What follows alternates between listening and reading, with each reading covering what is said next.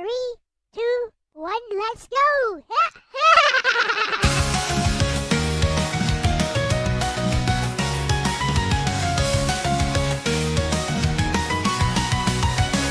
Step into my world, it's a pixel dream.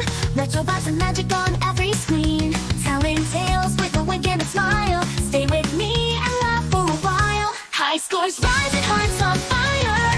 Every word lifts us higher. Adventure calls, are you ready to go? I'll lead the way and let it flow. Cuteness overload, sparkle in my eyes. Weaving little stories under neon skies.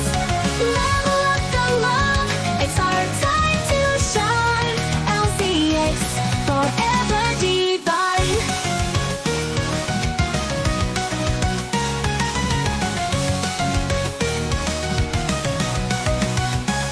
Heroes and dreams, I'll bring them to life. Plot twists, turns, and a hint of strife. Pixel perfect tales just for you. Happy endings always come true. High scores rise and hearts on fire. Every word lifts us higher. Adventure calls, are you ready to go? I'll lead the way and let it flow. Cuteness overload, sparkle in my eyes. Weaving little stories under neon skies. Level up the love, it's our time to shine. Elle-C, forever divine.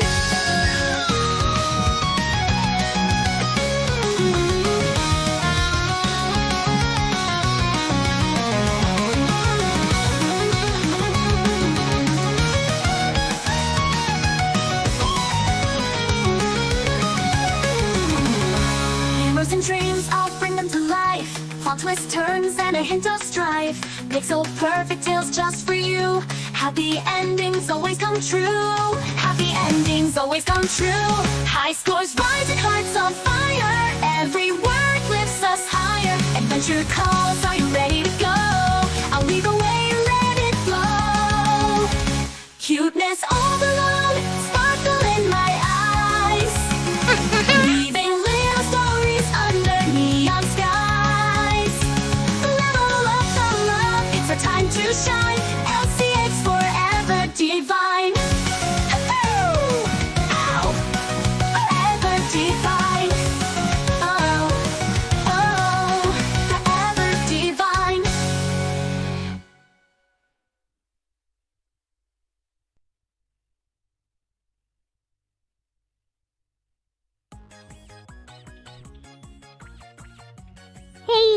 Hello, it is I, Elle-C, and welcome to the stream. So, today I'm joined once again by Dakota Miller for Samantha and the Pieces of a Heart, which is a visual novel that I wrote some time ago. Hello, Eris, and welcome to the stream. And I'm a little bit tired, so I guess after this visual novel, I might call it quits, or I may start another stream, or maybe Dakota wants to play some games on stream and show it. I have no idea. Welcome to the stream, Aris.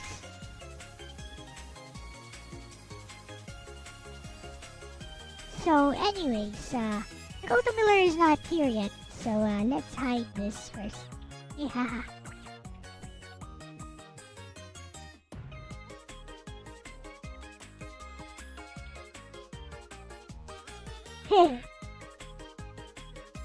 I just made it up on the fly, Ars. That Dakota could use like a placeholder image before I draw the real thing. Let's talk a little bit about Samantha and the Pieces of a Heart, I guess.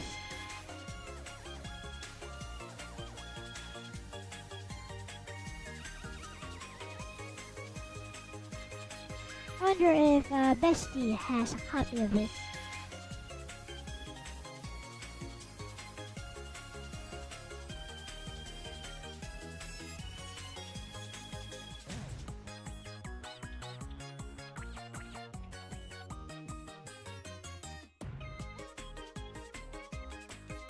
I guess not.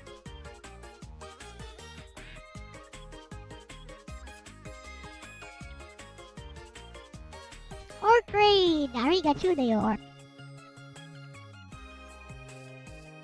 Anyways, I'll hop into voice chat and we'll just wait for Dakota Miller to join us.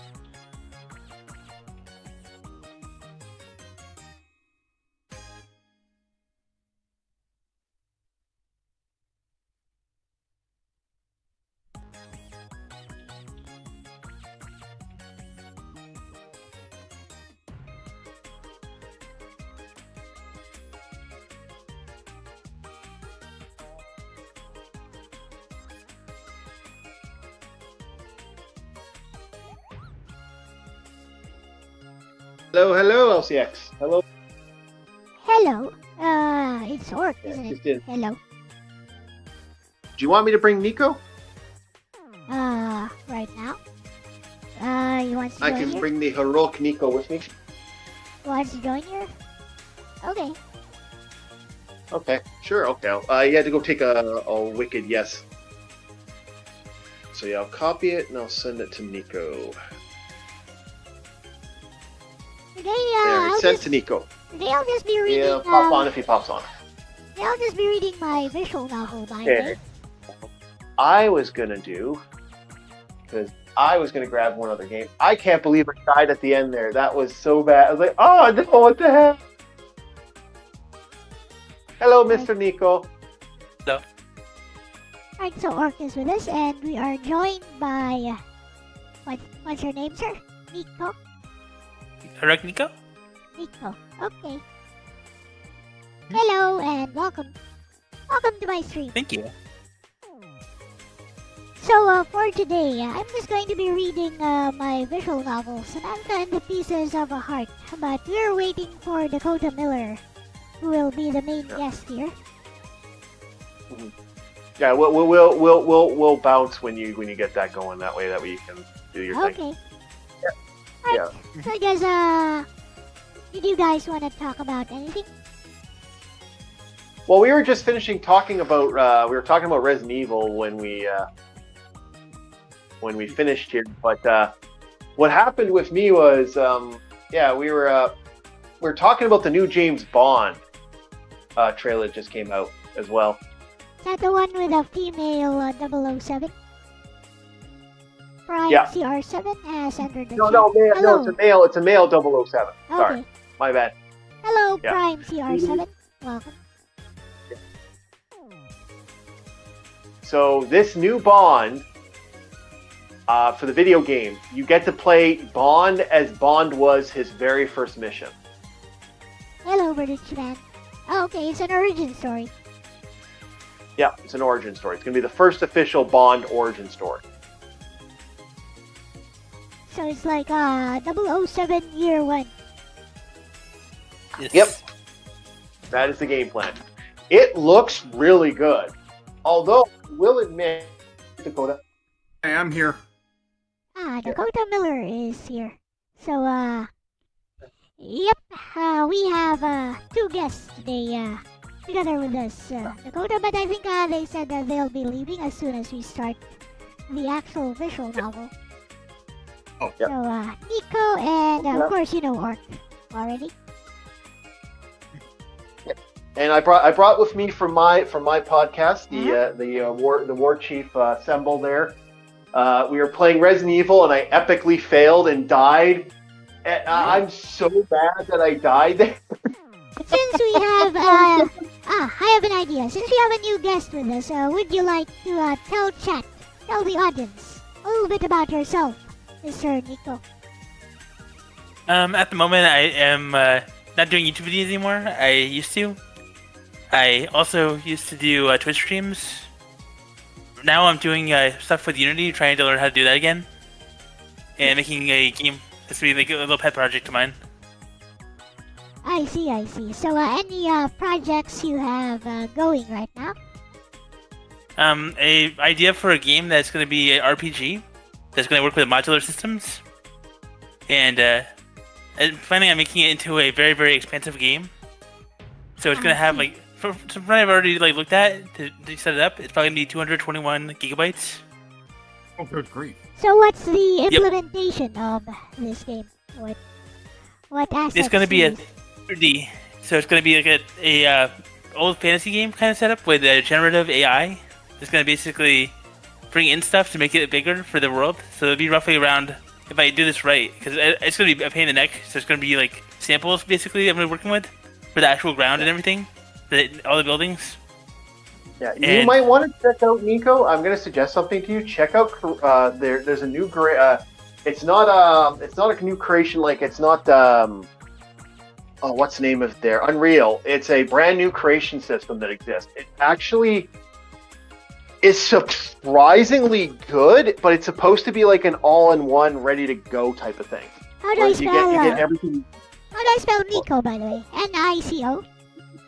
NYCO. It's named after my old golden retriever that passed a while back. I'm just There we pronounced Nico. Yep. Yeah, like Nico, Nico Midi. Yeah, that's what I was thinking of. Well, I mean, Nico is a name, but I also thought of that famous meme, the Nico. Yeah. Yeah. So, Nico, do you have like a website for your current project, or any promotional materials? Hello? Did I cut out? Hello? No, Nico got another phone call. Oh, okay. It's okay. Hello, Zombie and Abraham Ruiz. Welcome to the stream. Like, if Nico has, like, a website or any promotional materials, you should put that in the chat. Might get a little bit more visibility that way. Yeah. Well, right now, nothing's ready. Like, when he talked to me about it recently, I guess I can say a little bit. Yeah, nothing was ready yet. When stuff's ready, he's going to start putting stuff out. Oh, got bumped. Reconnecting, says Dakota Miller. Okay. So, no ready promotional materials right now. No press kits. No, not yet. I see. Well, that is something to watch out for, I suppose. Oh, we lost him, I think. Oh, there we go. You back? Did we lose you, Nico? I think we're all here. Okay. And a bloom, ding. Yeah, weird. Might be something on his end. Okay, I'm going to be right back. We'll use the washroom because I don't just think Prime CR7 is Prime 1 for Luchi Man. Well, the call reconnected on my end. Yep.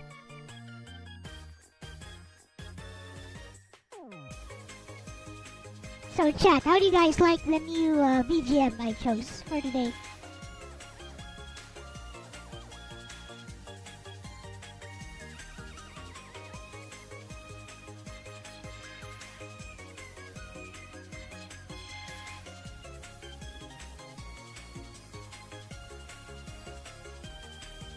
Hello, did the call is the call scuffed again? Hello? there we go. Hey, Nico, you We're back? connected on mine. I'm just being quiet and Oh, okay. He's having technical issues. You might want to just yeah. So if he has anything, I'll put it in chat if Nico wants. If Nico can hear us, we'll put it on chat and we'll set it up for him. I think he had the same thing where I had, where I just my Xbox controller just died live on stream, and I was so fucking mad. I was like, right halfway through the mission, it's like, no! I was screaming like a little girl for a couple seconds. Oh, I got to get a replacement. Like, I haven't had any wireless issues with controllers in years, but I got 3 controllers and they all don't like each other and they don't like. See? Oh. Oh, you guys are trying to use the redeem, so they should be functional. Yeah. Well, no, everything should work. I just don't know what happened there. Like right in mid game, we lost the batteries. Like no. I'm using a lot of old controllers. Like most of my controllers are 10 years old, so I gotta get replacements. There we go. You're using There you go. Kenya. Oh, welcome back. Oh, welcome back. Thank you. But yeah, there was no promotional stuff yet for it. It's basically right now just an idea in my head. It's done in Unity already with the tabs, but that's it. Understood. Alright then. Any other topics you guys want to talk about before we start the stream proper? No, other than talking about the James Bond, how James Bond looks like the cartoon character James Bond Jr., the new James Bond character. Oh. No. It's... Can I be honest? I'm still mad this doesn't take place in the 60s. You should always be honest. Yeah. Yeah. I'm mad it doesn't take place in the 60s. I want a Bond in the era that Bond would be best skilled for. And that's kind of my thing. So I'm a little mad to have another Bond movie where it's another Bond game that doesn't take place in the era where Bond was the best. Actually, I don't know 007 very well. All I know is that he's kind of like the 007, and he's kind of like the Doctor. He regenerates every few generations. So, No. Which James Bond is your favorite? Like, which actor like did him the best? Connery for absolute fucking swagger. More for just the look and the energy. And Brosnan for your modern day. Hey, how are you? Because he has that stiff. Brosnan has a best way to put it. He kind of has that face that other Bond guys like. He kind of has that look, and that he's British. Let's just put it that way. He has that true British ire. Although I will say this right now, Connery has such an eidetic role to Bond because originally James Bond was British. When Connery took the role, Fleming liked Bond so well, liked Sean Connery and how Sean Connery played Bond, he changed Bond to Irish. That's how much of an eidetic control that Connery kind of created. You don't have James Bond without Sean Connery. That's the best way to put it. Does that make sense? Well, I'm not into 007 and James Yeah. Bond lore, Yeah, so it makes sense. I have no idea. Okay. Well, I figured it's just like, if you're asking me my question on Bond, that's my question on Bond. I'm actually going to do a whole conversational... I think I might just do a podcast with another huge Bond fan about this trailer on Rumble. So we'll be doing the Rumble podcast probably on Saturday night, or, well, all depends if Logan's doing something. If Logan isn't doing anything, I'll probably not. But we'll see what happens. Well, I was gonna say, it was like my dad was both a big 007 and Doctor Who fan, so when I made that comparison, that was just an easy laugh. An easy way to make him laugh was saying that James Bond is a Time Lord. He regenerates. And that's why the actors are so diverse. Yeah, it is. No, if you want to talk about something that's like hardcore legacy shit to me, that Bond is my hardcore legacy shit. I still think From Russia with Love is one of my favorite movies. One of my favorite Bond movies. Another good one for more. If we're going to be doing more movies, I would probably say Live and Let Die is fucking amazing. Also, one of the best Bond soundtracks, musics of all time. Don't care what anybody says. That is the best Bond music. I For see, openings. I see. And now he looks like James Bond Jr. James Bond Jr. Funny. I didn't- Yeah. That was a trend for a time, right? Giving superheroes like child, a successor in like the form of like either a kid, they appointed their successor, or they go on to have a child, and they're the.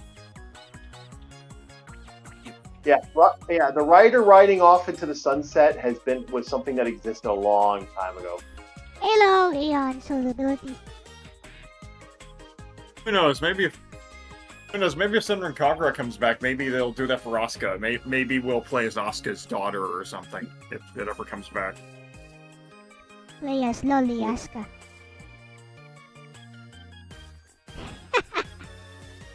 Yeah, and that had to be the thing is, we gotta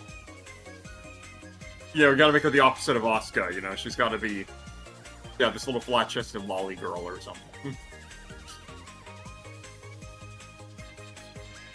Boo earns. Oh no, there's the American bisection. No, as soon as your Kagura comes back, it's gonna be through a spiritual successor, just like the creator died or something. No, from what I've heard, it's just the IP is just either stuck in development hell or it's just nothing's coming out. So. Didn't that have an anime? Yes, it got an anime that expanded on the original title of Burst. Like it had some prequel elements showing off what the characters were like before they became a team. They also did some nice side stories. Like if they had more budget, I would kind of have liked if they would have included some of the stories in the visual novel, but obviously you can't have it all. Yeah. Or use your imagination and say, it's canon adjacent, Just use your imagination and find a way for it all to come together and make sense. Okay, I see, yeah. I can see what you're saying. That's a Ruby reference. Because Miles made the comment that how the comics and the films and all they come together, he said, it's all canon adjacent, basically. In, it's this hilarious open door fanfic invitation of, write whatever the hell you want, and, if things don't quite align, just say it's canon adjacent or something like that. Okay, you know what? Look, there's an easy way to do it. Lucy Liu said it best. All right. Or, sorry. RTMP //a.rtmp.youtube.com/live2. Oops, sorry, I Hey, forgot to Lexa. turn her off. It's fine. So, I think it's Lucy Lawless or Lucy. I can't remember the name. The one who did Xena. She said it best. If you ever see stuff that's different or doesn't exist to that, a wizard did it. The Simpsons. the Yeah, Simpsons book. And the comic book guy to abduct her to add her to his collection, which is really fucked up. But that's the joke. Yeah, it's the joke. I like it though. It was kind of funny. It's like added that to the collection. If I remember correctly, like he comes in and like he kidnaps her and he's gonna put her in like a cryopod or something. So he wants to like save all the actors in their prime or something like that. Yeah. Which, you know what? I'm not gonna lie, with AI, you're pretty much getting there. It's one of those like it's crazy what they can do with celebrity cameos in video games, where thanks to technology they can take pictures of the face from all the different angles and I've seen a few examples of that where they have legit just had celebrity cameos in video games because the face is perfectly sculpted and they had the actor themselves play the character, which is like. Yeah, I totally agree. It's getting crazy now. It's one of those things. I do feel like there needs to be some very careful, consensual stuff laid out. Especially after the actor dies, I don't know where you draw the line on that. If their likeness should belong to the family. What? You don't like James Earl Jones and Sean Connery promoting a local Fiat car or a brand new vacuum cleaner? Oh, brother. I mean, there was that fear. There's that fear that's what was going to happen to people when they die. Mm. Like Elvis. Oh, like now you can definitely say Elvis is still alive because he's selling IHOP right now. I like my new IHOP 44. Don't mind my face switching randomly out of the way. That's just the AI giving me a little bit more color. And the great thing is, you could have Elvis IHOP selling tacos to young Elvis. So old, overweight, fat Elvis can sell to young Elvis. Perfect. Yeah.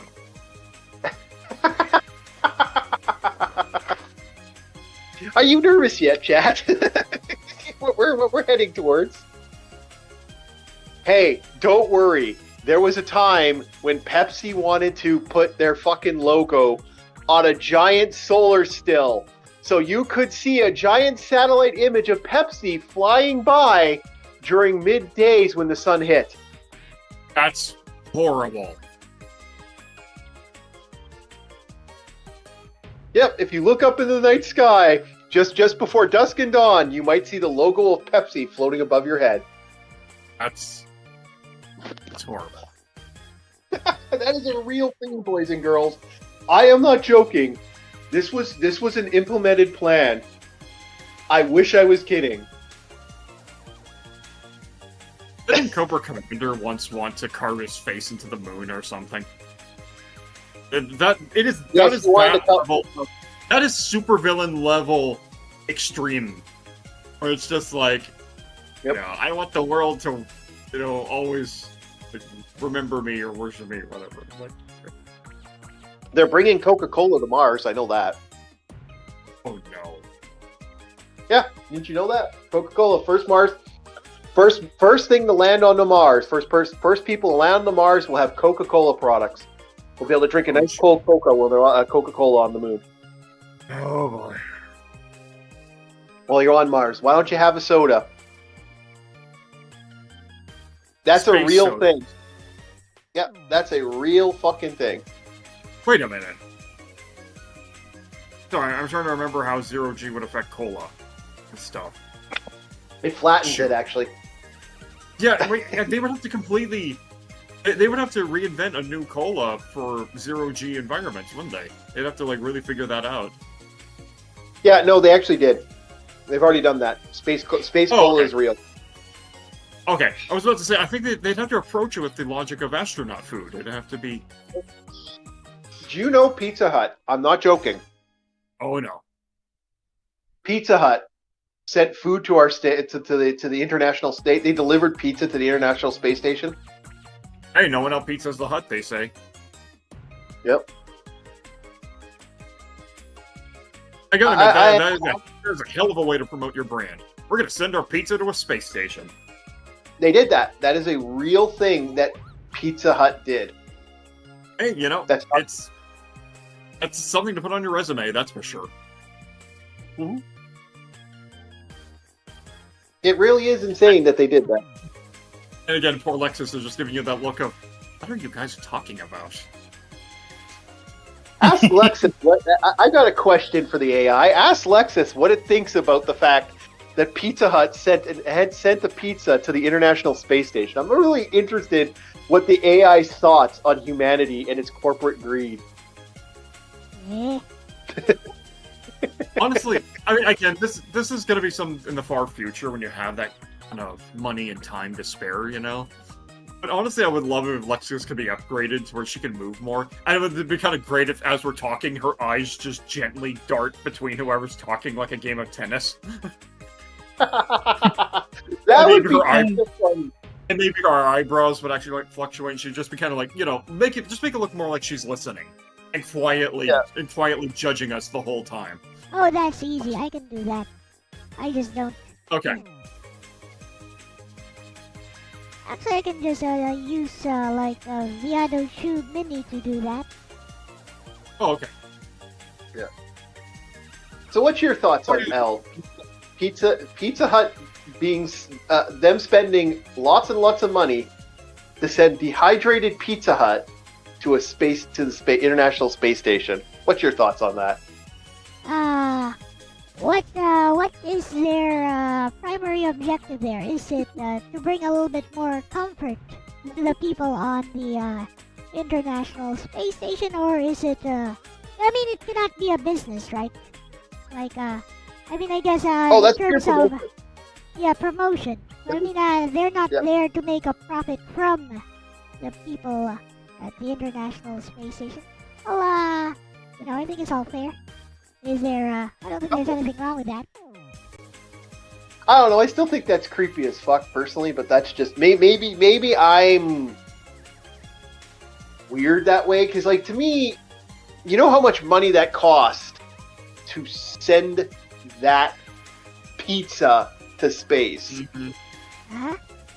Do you know how much it cost to send? So you think it's extravagant please? spending? Got it? Yeah. Okay.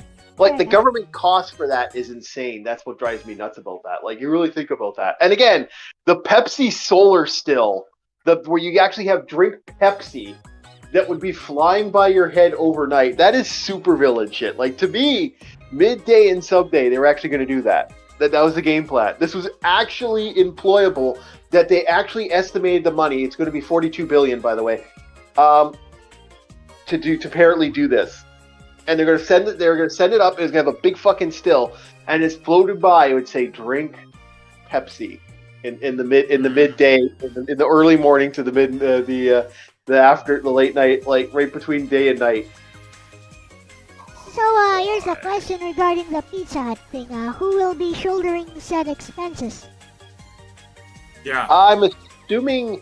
Well, considering the fact that I think it was a government thing, I'm assuming it was the government at the time, but the Pizza Hut did get imageries of it.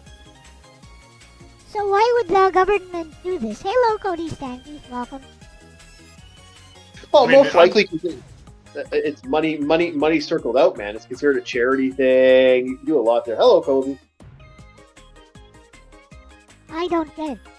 I mean, why would the I'm sure government either. I think it's insane. spend... why would the government spend money to send Pizza Hut to outer space? I don't know. I still think it's nuts myself. I don't understand it. I think it's absolutely wacky. And that's why, I don't think it's necessarily a promotional thing. What if, what if it's just, a way to bring a little bit of comfort food to the people in the International Space Station? You can't eat the comfort food. That's the problem. It has to be dehydrated. It has to be broken down. You have to properly wrap it. You can't eat a pizza in space because it's if you were to actually do a zero pizza, everything would fly. You'd literally have a mess. You'd have a combined mess of nothingness. So, how are they planning to do this then? They did do this, LCX. Okay, how did they do this then? I'll have to look it up again, but I believe they dehydrated it. So, the basic thing is, they did manage to send a pizza into outer space. It was edible. People actually ate it. Ate a pizza. Yes, Pizza Hut ate. They ate a Pizza Hut pizza in space. That's a real thing. I can actually look it up. Here, 1 second. Okay. I will actually look it up because it's something I looked it up a while ago because it happened not too long ago, but it is a bit. Yeah. Set as default. I don't think. Okay, hold on here. Pizza Hut in. I can smell pizza. Why would someone do that to me? I want Pizza Hut space delivery. Pizza Hut became the first space delivery in history. That was mainly to become history, like the first in outer space. Landmark space race to deliver to the International Space Pioneers. Adding another chapter to decade-old space race chronicles, Pizza Hut became the first company who had delivered pizza straight to the pioneers living on the outer space in the International Space Station ISS. The creation delivered the world's first consumable pizza that was accumulated in nearly a year of collaboration with Pizza Hut, Russia food scientists, and months of rigorous testing. The Pizza Hut was made a landmark trans-atmospheric journey. Only pizza was delivered and eaten by people in space. The Pizza Hut has no quality, innovation. I'm looking it up here right now if they have any information on it. The Space Pizza Hut delivered ingredients, including crispy crust pizza sauce, but was topped with salami to enhance the pizza flavor because the researchers found that pepperoni did not have... Oh, the stupid thing wants to stop that. There. Pepperoni did not withstand the 60-day testing process. In addition, Pizza Hut's Space Pizza was made with 6-inch diameter size personal pizza pan pizzas to fit the smaller size ovens aboard the item. Oh, so they actually had to bake the pizza in the ovens there. Wait, there's an oven on the space station? Yes. I actually don't know. I don't know anything about the space station. Like, for some reason, I don't know why. For some reason, that sounds really weird. For some reason. Yeah. The consumption was given a vacuum-sealed Pizza Hut was to undergo root stabilization conditions to determine the freshness and lifespan. The leader of the pizza delivery determined. Yeah. So basically, they paid Russia to do this, and Russia said, "Sure, let's do it. Let's be the first." Oh. Okay. Yeah. So yeah, basically it was a dehydrated super pizza. This is a real thing, though. That actually happened. I can even send you images if you want LCX. There's actually Reddit images of that. I see. Cool. Yeah, we can see what a 0G pizza looks like. Okay, download image. Yeah. Just download the image. Stop being a ding. Yeah. No, I get angry because it oh, we want you to sign in here. We want you to sign in. Go away. Yeah. Download image. Fuck off. Okay, LCX. Yeah, I here could look it you up go. Pizza. And here's a moody cat. Put your picture. Where of a did moody you cat. even send it? I don't even know. That'd be your DM. Oh, okay. Yeah. I mean, it looks like regular pizza, so... Yeah, it's dehydrated apparently. And they apparently made a nice pizza. Good. Okay. Oh. I don't see any overt branding on the pizza. That was Pizza Hut.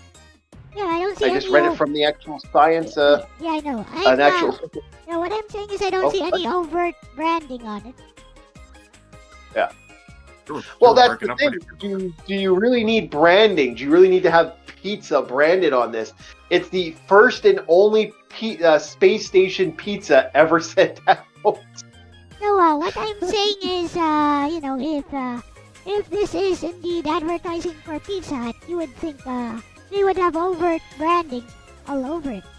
Nice. Why do you need that when you're the first? Oh, I Because, didn't think of that. well, Yeah. because if this is a promotion for Pizza Hut, then wouldn't it be better to have overt branding on it, like even show the box or something? Well, that's the only image I found. I could look up other images if you want. There probably was, Okay. but I just wanted to show you what. Yeah, I get it. And I agree Yeah. with Karumi. Chicago-style pizza is a lot of fun. I learned about it through binging with Babish, and I finally got to try some myself. And there's, Chicago-style pizza is a lot of. What is Chicago is. style pizza? Like Chicago deep dish pizza? Yeah, it's delicious. Yeah, Yeah, yeah, they have it here at Sbarro's. you guys are making me hungry. I might order a pizza myself. I know.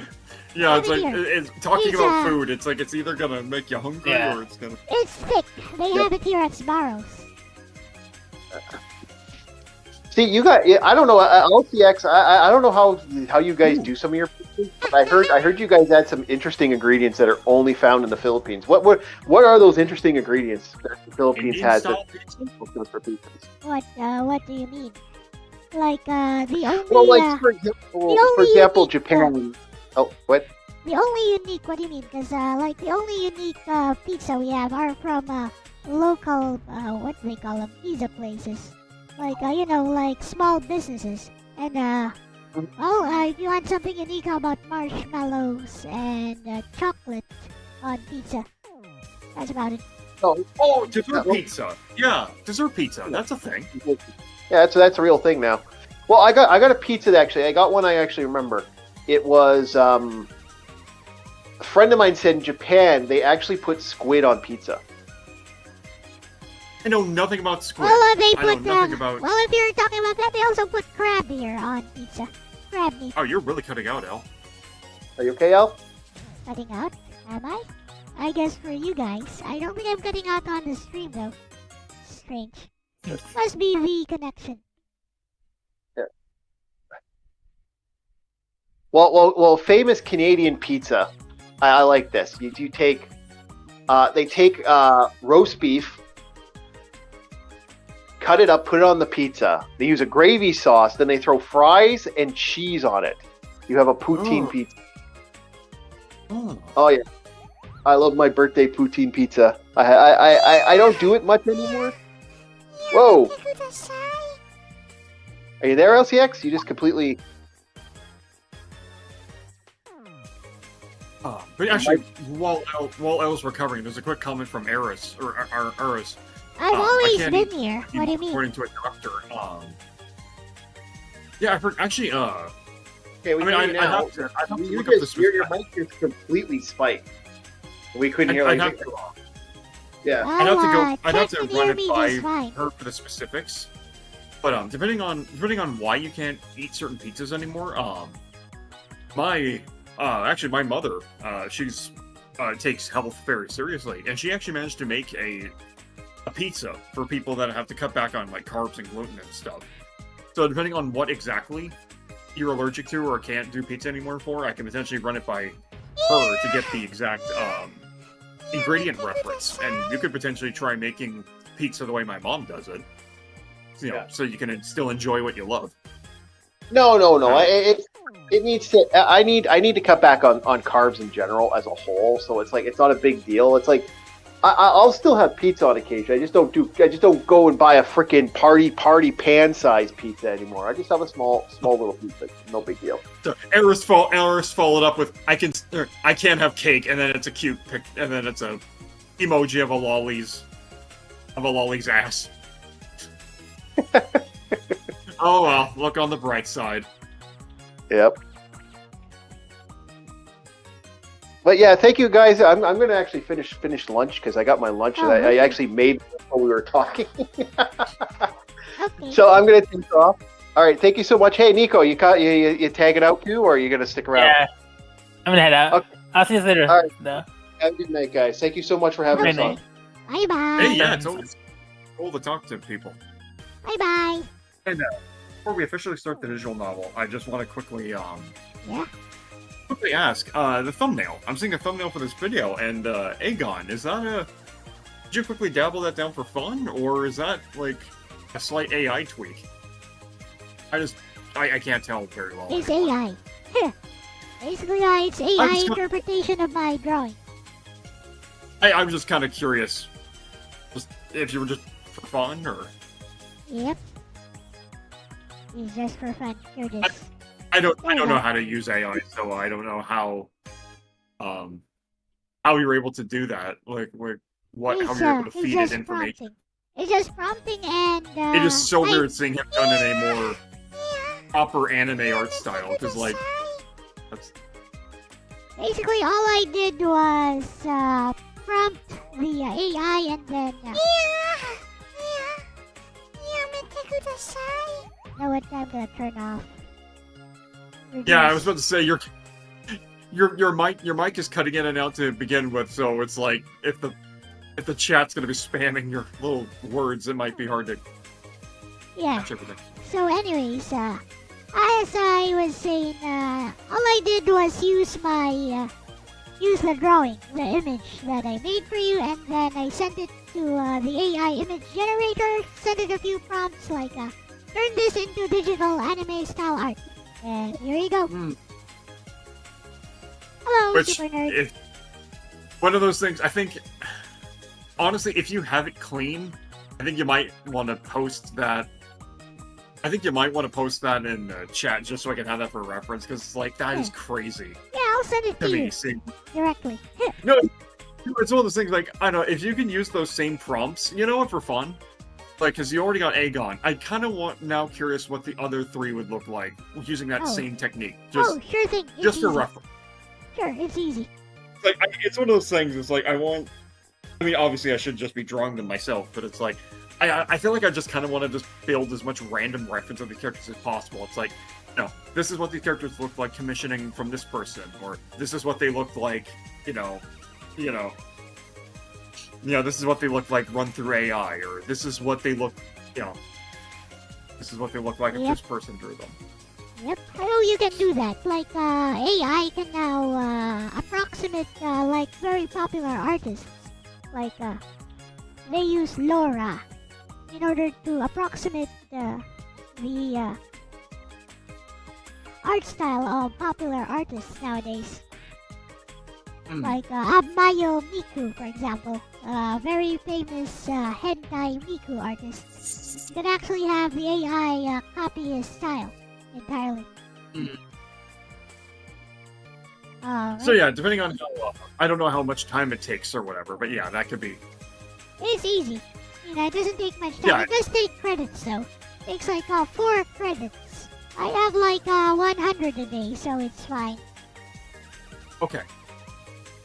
Wait, how do you get these credits? Does that require real just, money? Is that something to no. take consideration? You can buy it with money, but it just regenerates every day. I think nowadays it's just 50 credits. Darn that it, you're they really cutting in regenerate. and out today. Yeah? Here, I'll. I wonder why. Yeah, sir, I'm like barely hearing you today. Like you're cutting out so bad.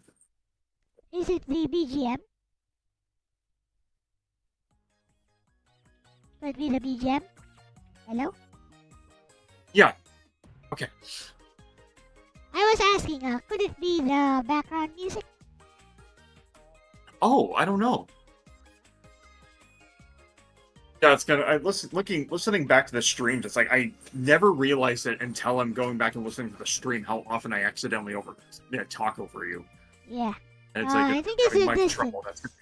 Might be the distance between us. Oh, okay. Well, it's like, but sometimes you'll come in clear other days, so. Yeah, I have no idea how that works myself. I mean, if you look at the health of my stream, I'm streaming only 4000 kbps and it's all green on my end. So, nothing here. So it's a Discord thing. Probably a Discord thing. Okay. Okay. Which is why I probably won't be reading or narrating the visual novel out loud. If you don't mind, because, that's gonna... Also, after we're done here, like, I don't really have anything planned, and this might be a shorter stream. I guess I could just end it. I could just end it, or you might wanna, if you wanna stream something, like, I don't know, stream some more Rhapsody, stream some PS1 game you wanna try, you could also do that. Just use my stream time to do something. Or we could just end it, actually, because I am tired. I haven't slept well for the last 2 days or so. Because, been busy. Sorry to hear that. Anyway, yeah, let's just focus on the visual novel. I'm hoping we can finish in time. Oh, I'm pretty sure we can. So, shall we begin? Alright. Maybe I'll have Bestie chime in on this too. There we go. So I wrote this sometime in 2017, 2016. No, 2017, I believe. This was around the time when Hayat, the combat butler, released its final chapter. Cool. So, this story was inspired partially by my niece, who was making up a totally fictional story in her head because, she was a toddler. And she was just making up a story, and she was like, did you know about the story of Samantha and the pieces of a heart? I was like, okay, let's turn this into a real story. And that's basically the origin of this story. So, here we go. I will, of course, screen share this.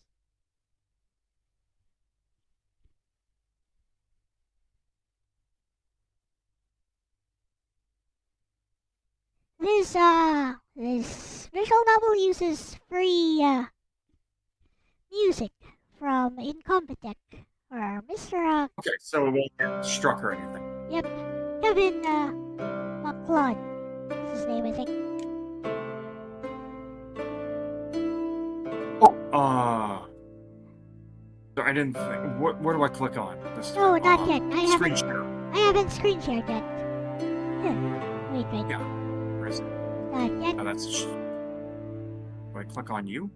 No, I haven't started the screen share yet. Darn it. I haven't started the screen share yet.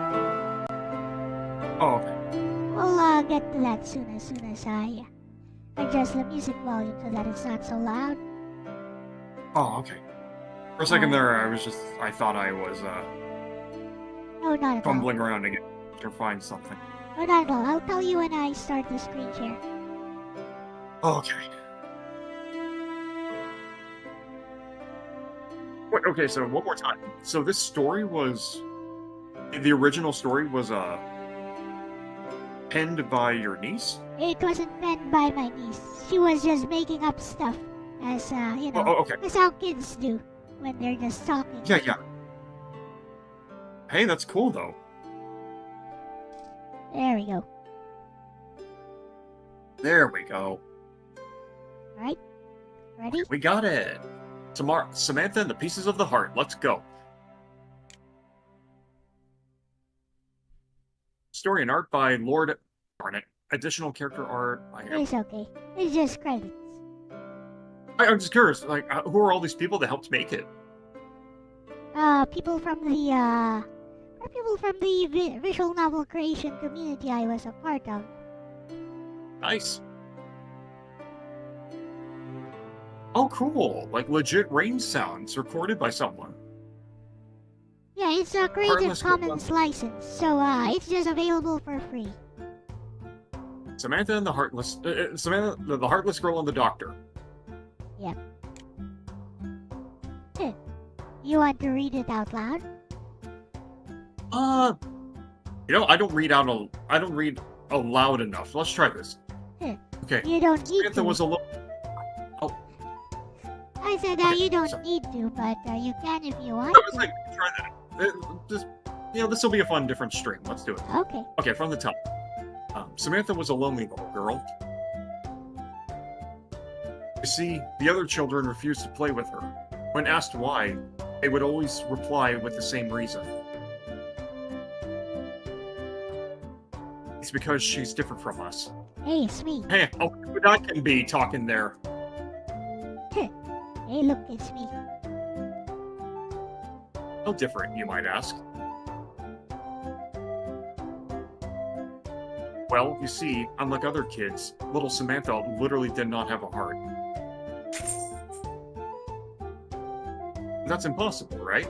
How is she even alive if she doesn't have a heart? Well, obviously, she's a nobody. Okay, now you've got to take Samantha and rearrange it and put an X in it. You gotta come up with her organization name. There are probably a dozen or more questions in your head right now, but this is the plain and simple truth. Samantha did not have a heart. As such, the other children's parents warned them to stay away from Samantha.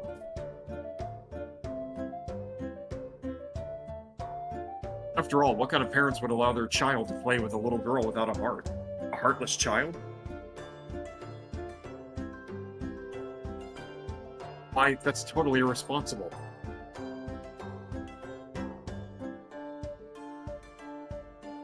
And so, because no one would play with her, Samantha became very sad and also lonely.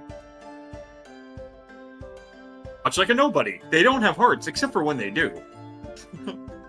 But Samantha was not a girl who took things lying down. No, she would take action. You might get exhausted reading this.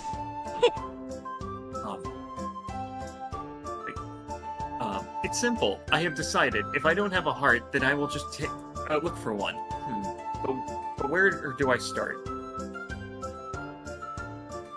Of course, the answer was actually quite simple. Siri? Okay, Siri, how do you get a heart?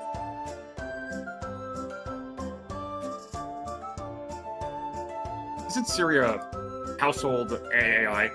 To acquire a heart, you must find 7 pieces of a heart that has been broken. the assistant, the previous assistant for, I think still the assistant for Apple devices. Yeah, I just like Siri. Yeah, Siri, how do you get a heart? To acquire a new heart. Anyway, I said that part of it. Yeah, fine. Where do I begin? The first stage is understanding. Go and see Dr. John. Rationale. Rationale. Okay, sorry. Hey, go see Dr. John Rationale for the first stage of finding pieces of a broken heart. And so Samantha's quest began. Fortunately, it was a short trip to Dr. John's house. Unfortunately, Dr. John's house was just right next door. There we go. Hello, Yeah. Hill.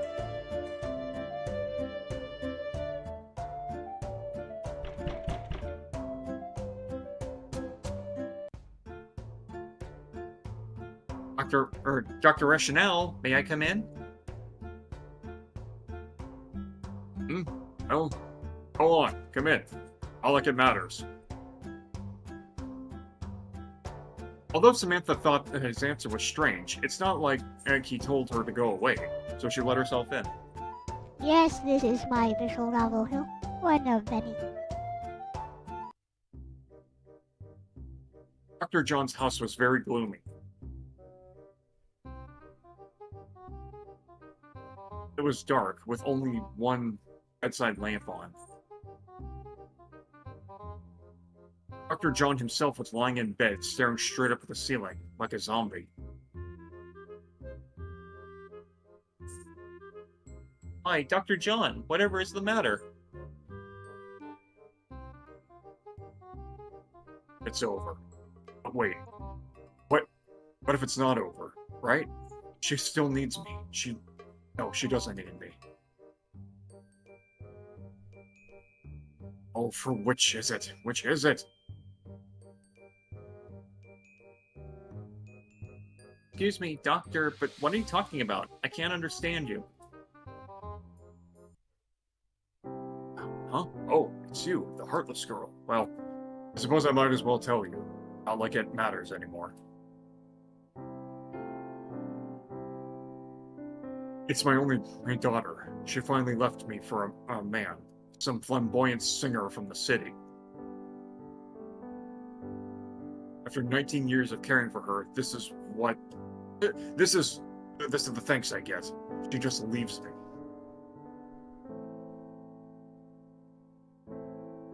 She was all I had after my wife died, but now she's left me too.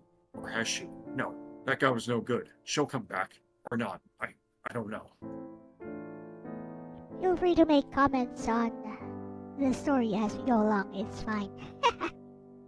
I see. Are you confused? Confused? What? Yes, that would seem to describe me perfectly.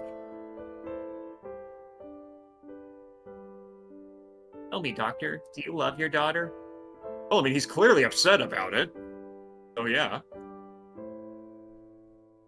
Oh, of course. You think she loved you back? Some kids don't realize what they have, and they eventually do thank their parents in time.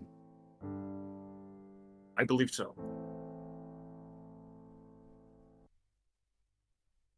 And that's all that really matters, isn't it? Huh? What? At that moment, everything became crystal clear for Dr. John Rationale.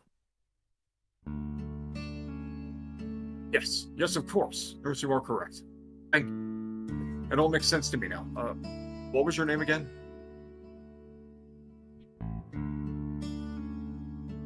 What is this story? It's called Samantha and the Pieces of a Heart. It's in the stream title. It's Samantha, Doctor. I see. Well then. I'm forgetting my manners. Now, how can I help you, Sam? Well, Siri told me that I should start talking to you if I'm looking for pieces of a broken heart, so that I can have my own heart. Ah, I see. Siri told you that.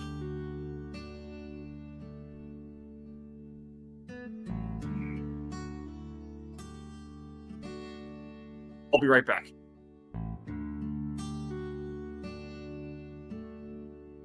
With that, the doctor fumbled around inside his stash of medical instruments for a bit.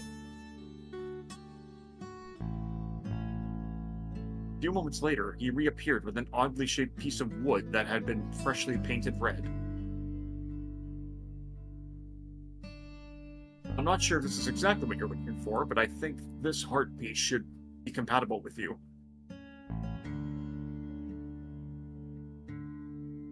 So this is a piece of heart, isn't it? Thank you very much, Doctor. Welcome, Sam. Good luck with finding the rest of your heart pieces. Oh, and I'll give you a clue. I think I know what Siri is talking about. Next, you will need to find someone who has an anger problem. Oh, okay, we're gonna go over all the different emotions. Like sadness, anger, joy. Like to achieve a heart, she must feel all the different emotions as she goes, I think. Anyway, let's go. We'll see, we'll see. I think you'll find exactly what you're looking for someone in the park. Yeah. Somewhere in the park, yeah. Samantha bowed deeply and then looked up at the doctor, at Dr. Rationale with a large, innocent, solemn eyes. Thank you, Doctor. I'll never forget your kindness. It's not goodbye forever. I mean, you can thank him later. Or will I forget yours, Sam? Next door neighbors and, we're next door neighbors and we haven't seen each other in 20 years. Dr. Rationale answered back. But Samantha had already departed before his words could be heard. Chapter 2, The Angry Painter.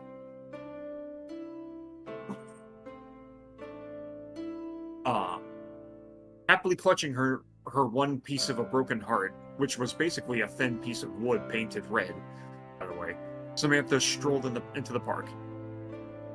Oh, lollipops and gumdrops with my girl and me. We were strolling down the boulevard as happy as Later, The Pride.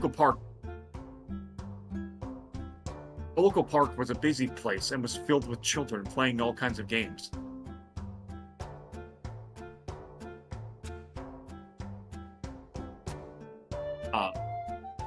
I've got ice powers. What have you got? One little girl said haughtily to another as she pretended to be some kind of snow princess. Of course, while this was fun to watch for Samantha, she knew very well that she could not join them. They would not allow her to play with them, at least not while she did not have a heart. That's racist to nobodies. Suddenly, from out of nowhere, a cry of anguish and protest. Actually, the little girl would say, I have ice powers. What do you got? A gun. A magic gun. Oh, no, this is all wrong. It's all wrong, I say. Oh, why can't I never get it right? Stupid brush, stupid paint, stupid canvas. It's all useless. Utterly useless. #mood. It had come from a painter who had just thrown his canvas into the ground so hard that the frame was cracked at the side. Yeesh. Yeesh. Samantha approached him cautiously. Sir, whatever is the matter? Why are you so angry?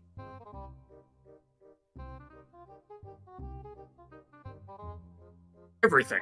Absolutely everything. I'm going crazy. You know how fucking hard it is to draw hands? They look horrible. The painter had buried his face in his hands and answered Samantha without looking back at her. Surely you're joking. How can everything be wrong? The painter pointed his At the broken canvas on it. Yeah. On it was a painting of a park complete with all the people walking around and children playing. I forgot what it's called, but think of that one painting you see in museums. I think the one, if you look really carefully, one of the noble women has like a monkey or something. And in the corner of the entrance, there was someone who looked at Samantha, but the painting was not finished yet. Or who looked like Samantha, but she couldn't tell who it was because she... Okay, one more time, from the top. Oh, and in the corner of the entrance, there was even someone who looked like Samantha, but the painting was not finished yet, so she couldn't be sure. Why, it's an absolute beauty. It's an absolutely beautiful painting, sir. You think so? Yes, I absolutely love it. It's so cute. How you painted everyone in the park here. And that's the problem. What? It's because I'm getting better. I can never complete a single painting. While I'm in the middle of painting something, I soon realize that I am much better than when I started. Oh shit! I can relate to this. Like, this is one of those. People can. I end up trying everything and starting over again, so that I can't paint the picture the best of my abilities. Yeah. Lots of I can people relate. can relate.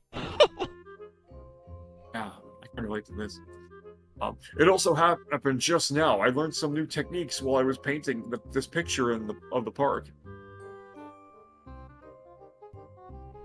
Of course, by then it was too late to use these techniques on the entire painting, so I threw it away.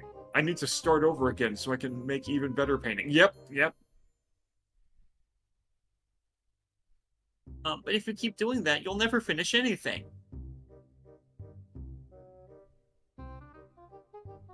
I know, that's the problem.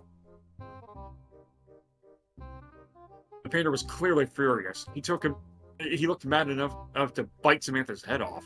Still, she stood her ground. I'm not afraid. I only have half a heart after all. But can I ask you a question, Mr. Painter? What? What is it already? Go on, ask. How do you paint? Why, just like all artists. I paint to express myself, of course. And whom do you want to express yourself to?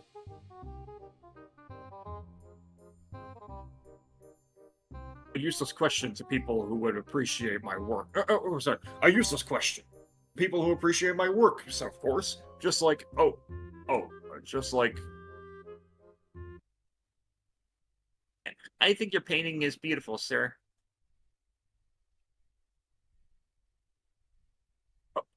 And just like that, the painter's anger instantly melted away into realization.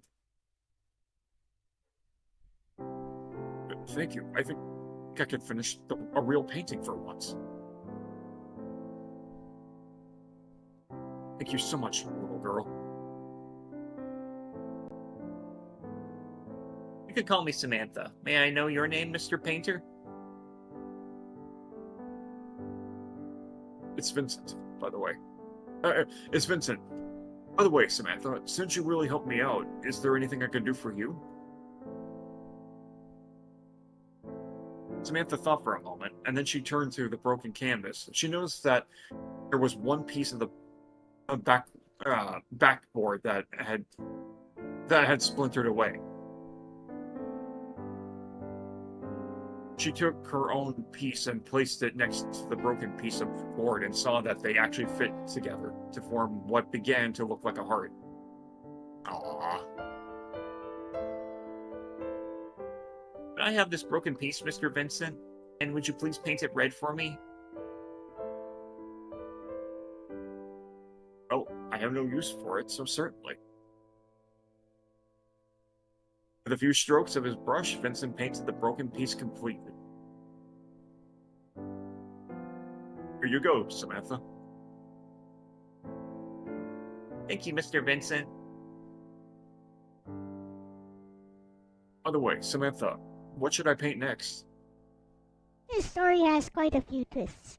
I won't tell you about them. Well, I think you should paint whatever you want to. Even if the result is something that you think is bad, you shouldn't just throw your old works away. But it's good or bad, it's just one stroke of your brush apart, isn't it? Even if it looks bad right now, you can surely turn it into something beautiful one day. Chapter 3. What is truly important? Having left the park, after acquiring the second piece of a broken heart from Vincent, the painter, Samantha now had no idea what to do. She had tried asking Siri, but there were no further instructions beyond this point.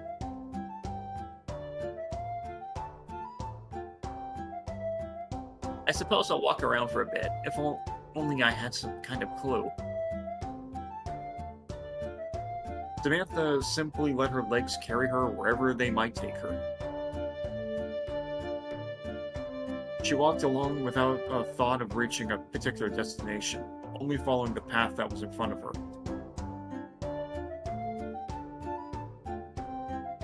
Pretty soon she found herself in the middle of an unfamiliar neighborhood. This art style is a pastiche of My Little Pony, by the way. Friendship is magic. Oh! Yeah. It's been so long I've kind of forgotten what it looked like.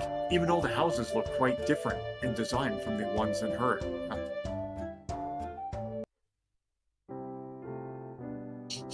Oh, like that's a sad sniff. Yep. Yeah, sniffle. She came upon a teenage girl who was softly sobbing by the sidewalk.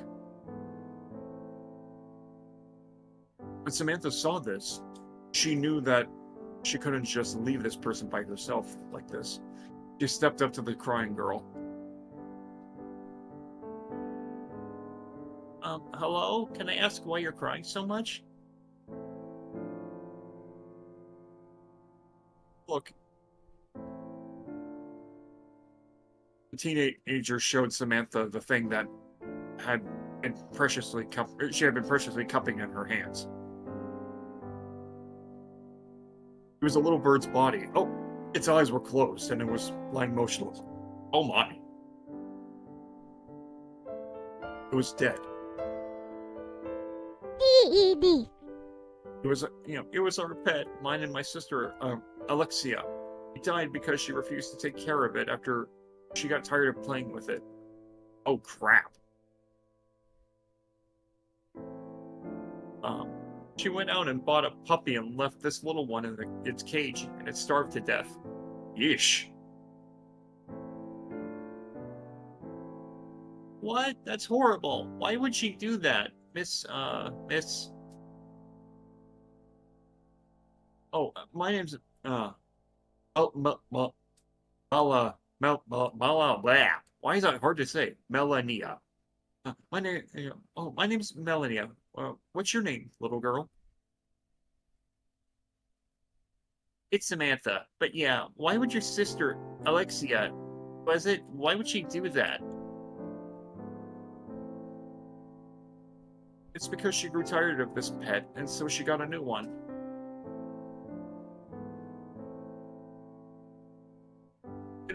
Couldn't you have taken care of it without her? I can't. She got angry at me when I tried to help the bird out. Oh. She threatened to kick me out of the house. I'm economically dependent on her, so I can't do anything about it. Economically dependent? I'm 5. I don't know any words. Big word, huh? Big word, huh, kid? It means I can't feed myself without her. I have a frail body, so I can't work, so I have to depend on her for money and support. But you love this bird, didn't you? Of course I did. He kept me company whenever I was lonely. He was my only friend because I couldn't go out too often because of my weak body. Aww. Now he's gone, and I couldn't even do anything for him. My sister, she always does this. We've had lots of pets go through the cycle of being neglected. I'm afraid that new puppy will meet the same fate once she gets tired of it. Yeah. You should talk to her about it. You should let her know how much she's hurting you when she does that. She'll never listen. She might even try to hit me. She did that once when I tried to talk back to her. And I need her because I can't even take care of myself.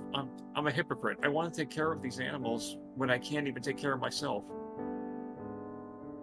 Aww. At this point, Samantha realized that talking to her anymore would just make Millennia even sadder.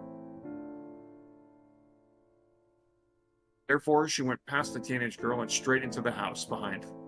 Hello, Gerardo. Welcome. Oh, who's that girl? Who's that girl in the background? The door was open. Samantha knocked twice before entering. It leaves no doubt as to who made this. Uh-huh.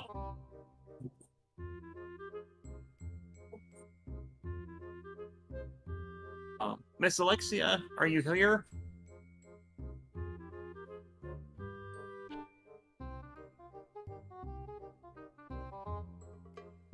Okay, just a sec.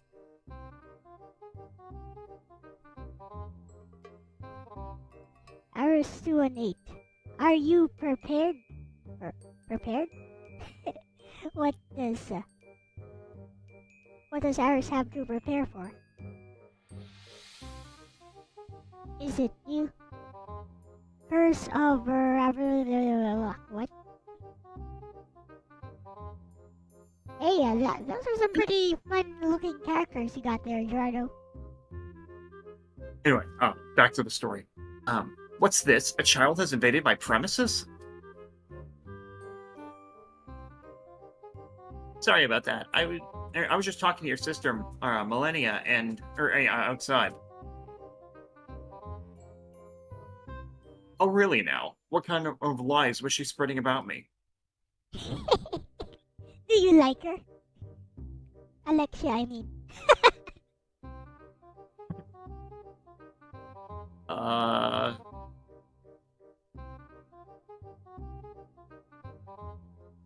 Samantha was taken by surprise at how cold and blunt Alexa was.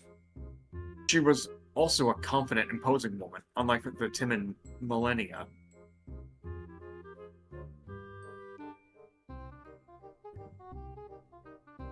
Oh. If it were not for the strong family resemblance between their faces, it would have been very hard to believe that they were actually blood related.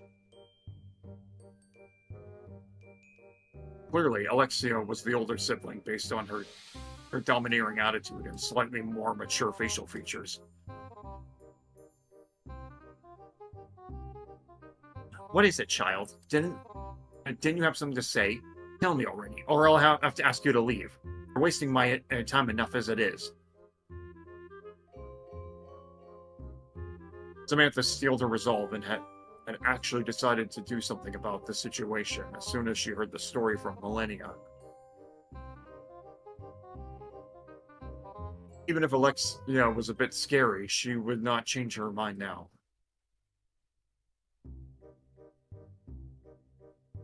It's the animals. Millennia really cares for them.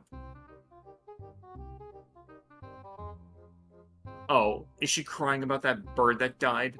It was just a cheap little canary. We can buy tons of others.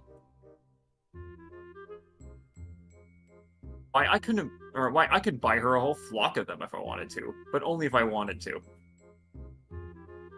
Oh no. But you don't get it. That one canary was special to Millennia. What are you talking about? The bird is no different from the rest. Isn't that right, Henry? She petted a little puppy that had come up to her as she said this.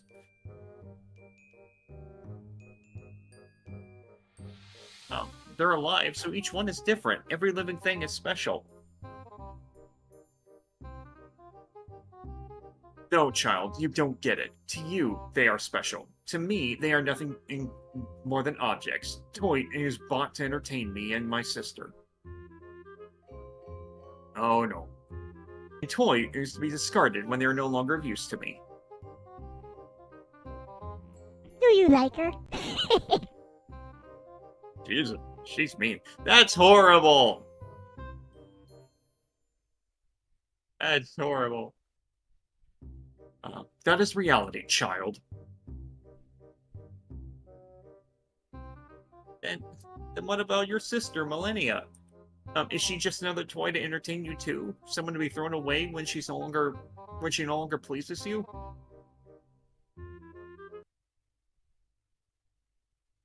Exactly. Is that all I am to you, Alexia? Millennia, of course not. You're more than a toy to me. You're family. But you're more of a punching bag, really. And why? Then why can't you treat these animals that way as well, as family? Because they're just toys for me.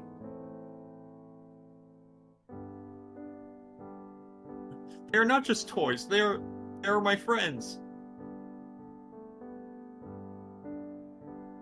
Friends? Come now. If these are what you consider friends, I can buy you some new friends to replace the old ones.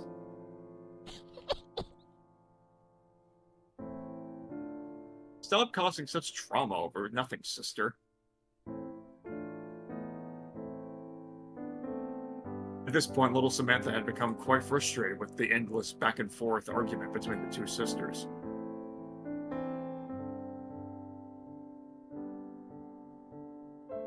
She knew this conversation was going nowhere fast, so she decided to step in, taking a deep breath and shouted out as loud as she could. Stop! Even the normally calm and collected Alexia jumped back in surprise at the decibel level of Samantha's voice. She knew that such a loud voice could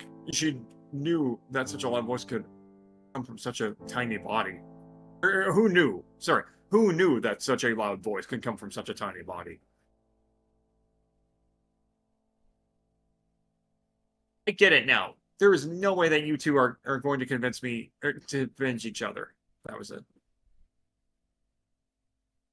For Millennia, animals are her friends. For Alexia, animals are toys, not worth loving or caring for. I have never had a pet, so I can't say who is right or wrong here.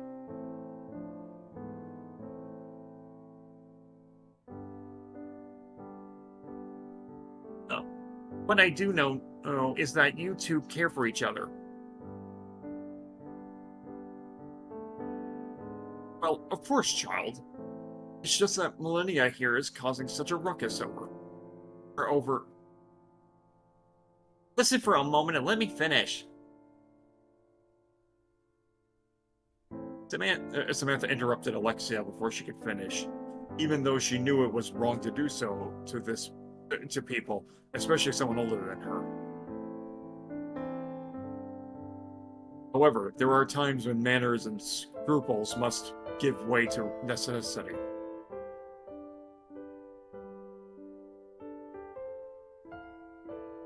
Samantha realized that this was one of those times. She had to say what she wanted to say now, or those two would never end. Or listen.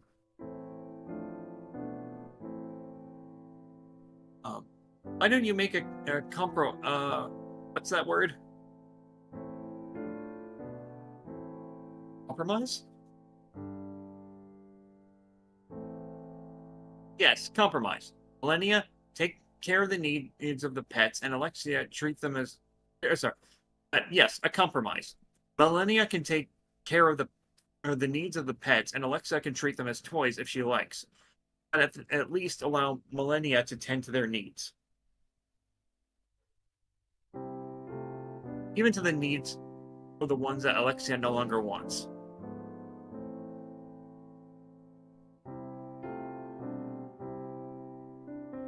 Alexia, if you care for your sister, then you can let her do this much, right?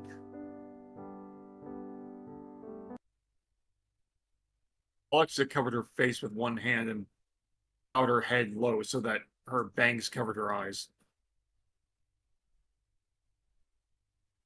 She trembled for a few moments. Millennia took Samantha in hand and shielded her with her own body protectively from Alexia's impending wrath.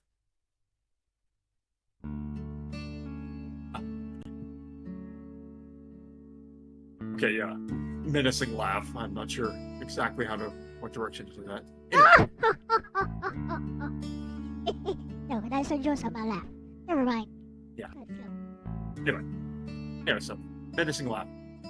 That's an absolutely brilliant suggestion, child.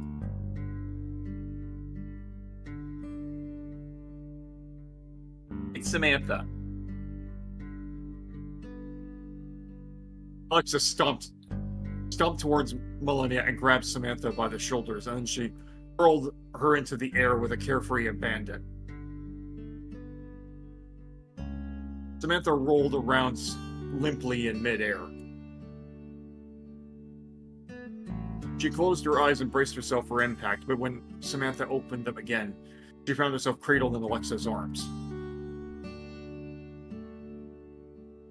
Even though it felt a bit scary at first, she found it quite secure and comforting to be held this way.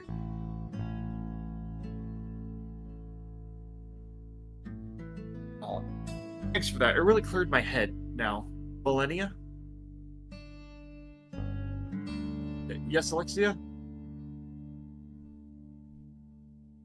My dear sister, I'm sorry if I caused you so much grief before. I'm sorry if I disrespected you and applied my own standards on you. I really didn't mean... I didn't really mean to. It's just that I can't accept your way of thinking about these things. Fine, these animals. But you probably can't accept my way of thinking either, correct? Millennia shrugged hesitantly, but nodded to confirm her sister's words. But Millennia, you should know that I love you. I've always loved you.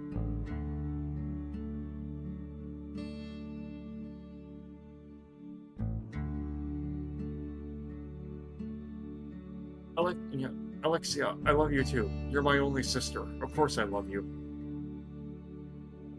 Even if I treat you like garbage. Alexia was almost in tears, but not quite. Excellent. She said snappily, as if to prevent herself from giving in to tears. She had no time for such dramatics, after all. Just then, as the sweet child has suggested, let us have a compromise. Now, I'm not sure if what you said was the most adequate solution, but let's work things out. Alexia put Samantha back on the ground safely, or gently. Both.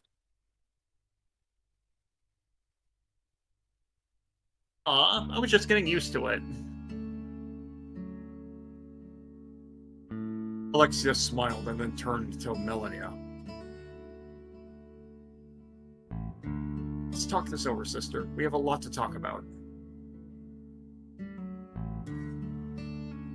We sure do. But before that, I'm going to thank Samantha properly. We certainly have not. Oh, I know. Would you like to stay for dinner, Samantha?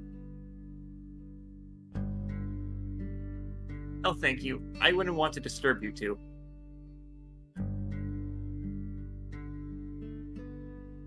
There is something, though. Would you happen to have something that would match these? There are supposed to be 7 parts of these heart pieces, and I'm looking for them all.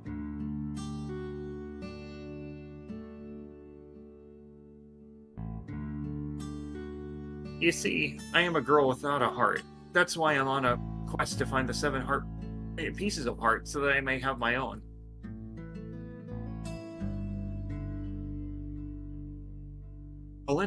Millennia, doesn't that look a bit like...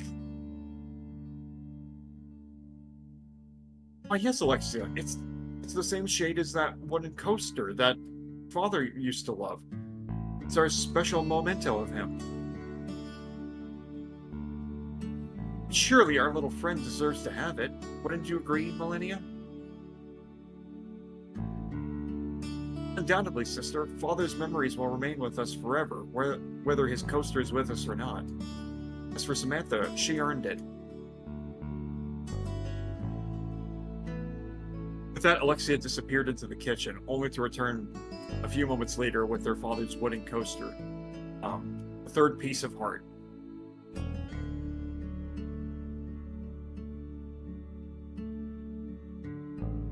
Take good care of it now, child. I mean, Samantha. I will, thank you very much. And you two take care of each other too, okay? Chapter 4. Feeling lost in time.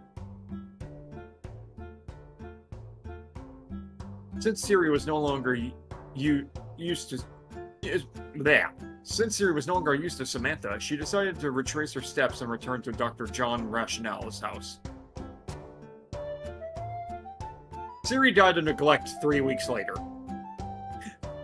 It took her a little while, but soon she found her bearings and was happy to find her way to the good doctor's house.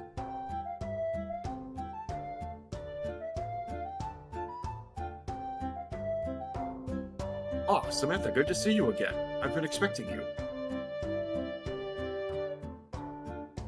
Dr. Rationale had anticipated that Siri would run out of instructions, and eventually, fortunately, he already knew the next steps. He made a list in a notebook, complete with specifications on what Samantha should be looking for.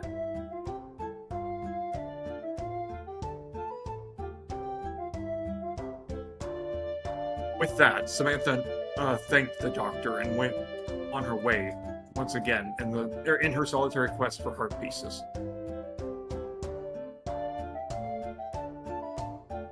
See now, according to Dr. John's instructions, I should be looking for someone who can't accept the past and wants to change it.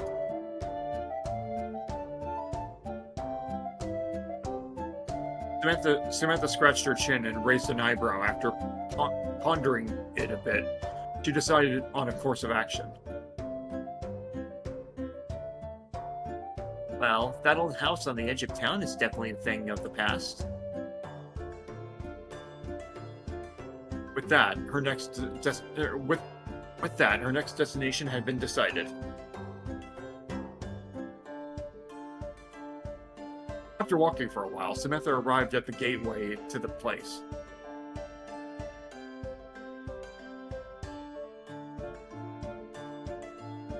The gates were rusted shut, and there was actually enough room in between the metal bars for a girl as small as Samantha to just slip through, which she did. Good grief. It was a large, sprawling 3-story mansion with large white fluted columns by the doorway.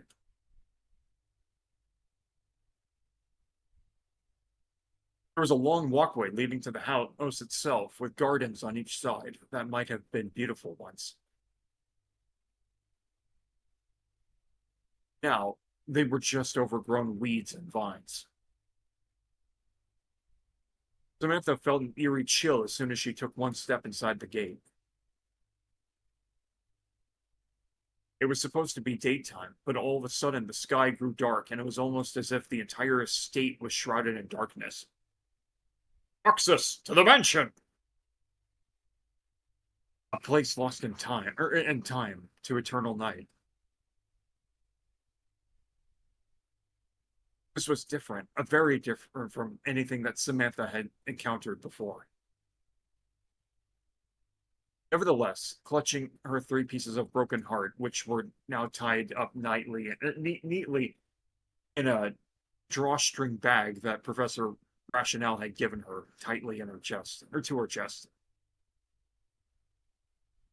she pressed forward. With the ominous atmosphere surrounding the mansion, one might expect something dreadful to jump out of the bushes in ambush at any time.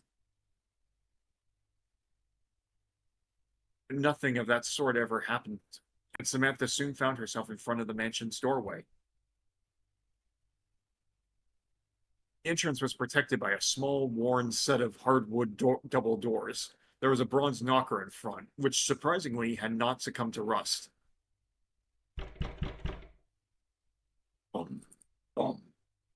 What? Ah, curse. Samantha knocked twice, and there being no answer, she promptly let herself in. Wow, what a mansion! Upon entering the house, the interior was an antique shop, or it was like an antique shop.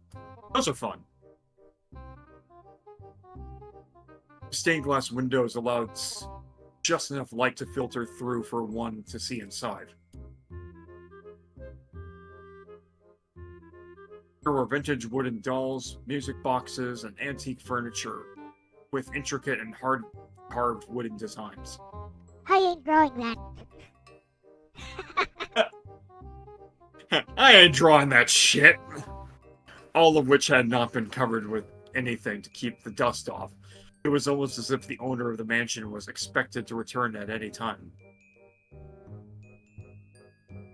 Actually, it seemed like the owner of the mansion had always been there. Something's wrong with this house. And Antoinette, that's an easy one. Ah, greetings. I see we have a new guest. Welcome, dear child. Oh, pardon the intrusion. Samantha did a curtsy as she said this, as an instinctive response to the stranger's extremely formal way of speaking. The lady of the mansion descended gracefully from the spiral staircase in front. Samantha was quite certain that she was the lady of the mansion, because there was no other lady who resided in this mansion.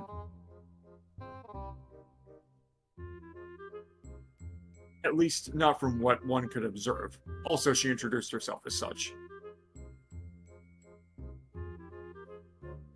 You may refer to me as Lady Antoinette. I am the lady of this mansion, and currently the only resident. Perhaps not for long. And I'm Samantha. Pleased to meet you, Lady Antoinette. Antoinette was a petite figure with long flowing hair that just about reached down to the tip of her knees, and wore a pure white summer dress that was neither too flashy nor too garish nor too revealing to be considered immodest. In short, everything about her, included her smallish face and sharp eyes, just seemed to fall into place. If Samantha could think of one adjective to describe her, it would be perfect.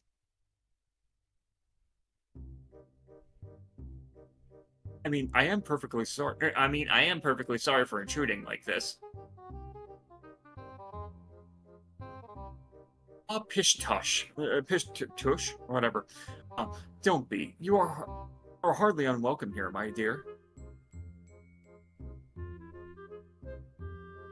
In an instant, the lady of the mansion had closed the distance between herself and Samantha. Quite an impressive feat, considering that the spiral staircase was probably a good 5 meters away. Also, the lady had not done anything extremely physical, such as jumping or running towards Samantha, which would have been easier to understand. In fact, she just seemed to flow through, from the staircase to the ground and towards Samantha, and these... In fact, she just seemed to flow from the staircase to the ground and towards Samantha, and this all happened in an instant. Still, Samantha was not one to raise a fuss about things which she could not understand. Or indeed, there was a lot of things she did not understand. I'm 5, give me a break. You see, this mansion only opens its doors to guests who are welcome. It's a magic mansion, I guess. But you must be mistaken. I just let myself in. Yes, because the mansion allowed it. Yep. Not at all. Well, there can be no mistake. If the doors have been opened, then you are a guest of this mansion.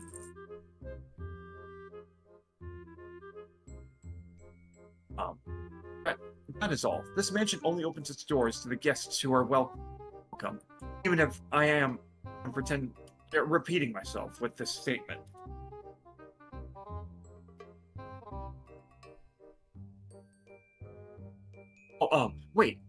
Wait, then would that mean that there are other guests inside this mansion?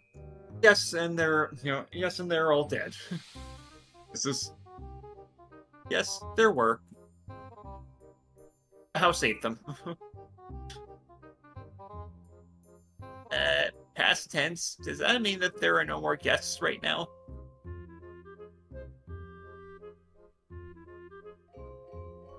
As I have said right now, I am the only resident of this mansion. Hello, DJ Ronnie. Welcome.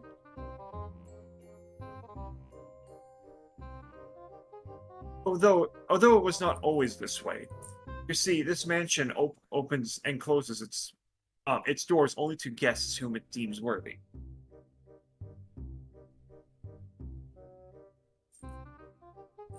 As such, it works both ways. Antoinette prepared some tea and invited Samantha to sit with her as they talked.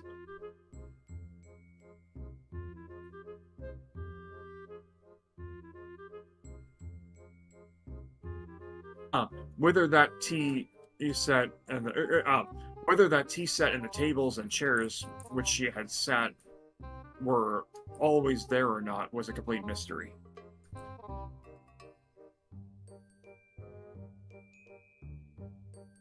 As Samantha herself never noticed them before. In any case, it was a fact that they were there right at the moment.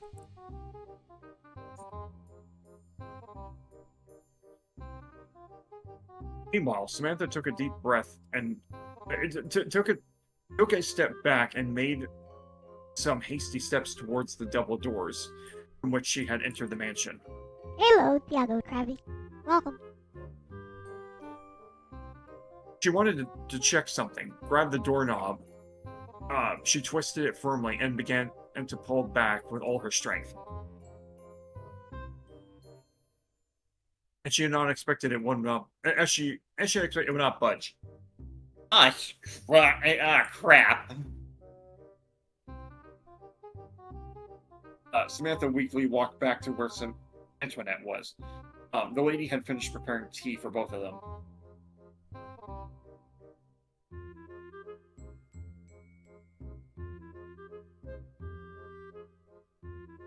Having nothing else to do for that moment, Samantha took a seat right next to Antoinette, although she refused to drink the tea she offered her. It's poison, isn't it?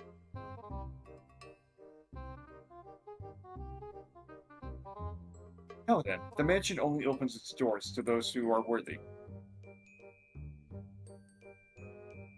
As such, it also allows the exit to only to those who are ready to be reunited with the outside world.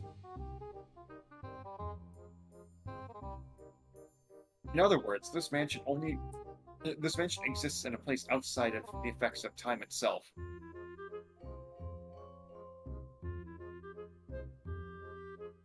Even if 100 years were to pass, you and I would still look the same.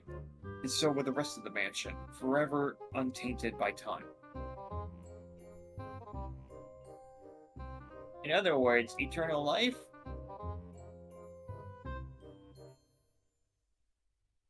That is a way of putting it. With that said, the mansion only opens its doors to those who have lost their path in life. And yes, what the hell does that mean? Perhaps you should take care of... Perhaps you should care to share your story, Samantha.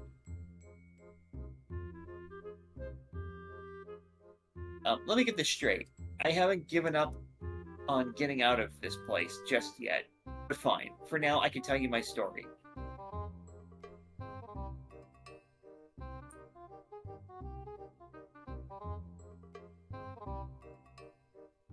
And so Samantha told Antoinette everything. From the start of her journey to find a heart up to now, she eventually found her way to the mansion.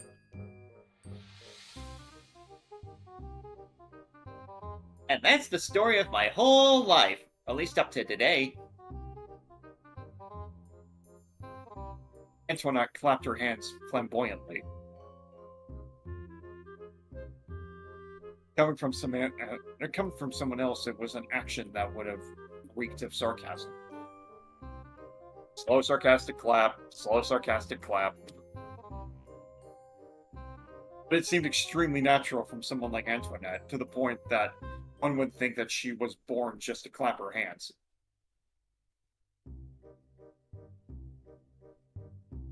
Which, of course, was not the case.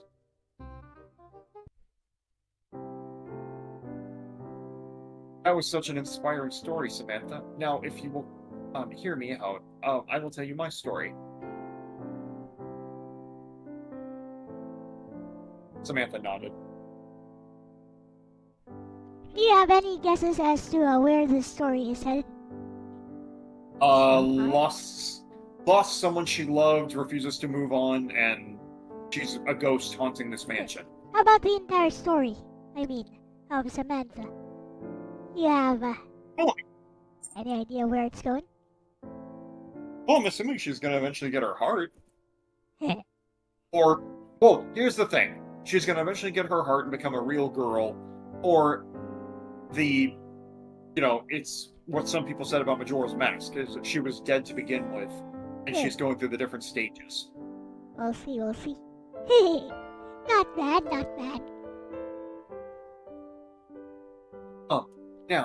Now, where to begin? Ah, yes, first of all, let me tell you about my husband and I. It was a long time ago. You might call a relationship one that was written by destiny. We were practically made for each other, and were extremely compatible from the start. It's not like we had promised destiny to... it's not like we had promised destiny to one another, but I always thought this would be the case. It happened when we had our first and only child. Oh, damn it! It's more than just losing her husband. She lost her kid, didn't she? She was a pretty young thing. And even though I was never good with children, it was almost as if she had charmed me from the start. It's that's maternal instinct. That's maternal instinct, lady. It's something different. Did you know the first thing she called me was Big Sister? Her own child called her Big Sister. I have no idea where she might have picked that up from, but that is exactly what she called me.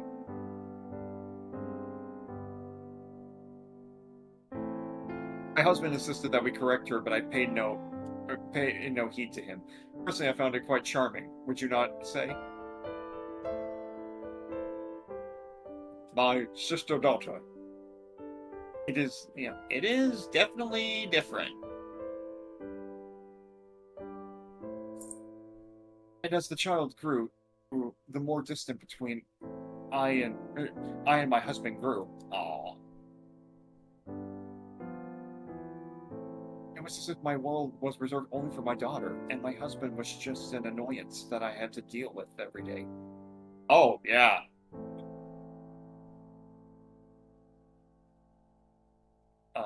This is what I truly thought at the time.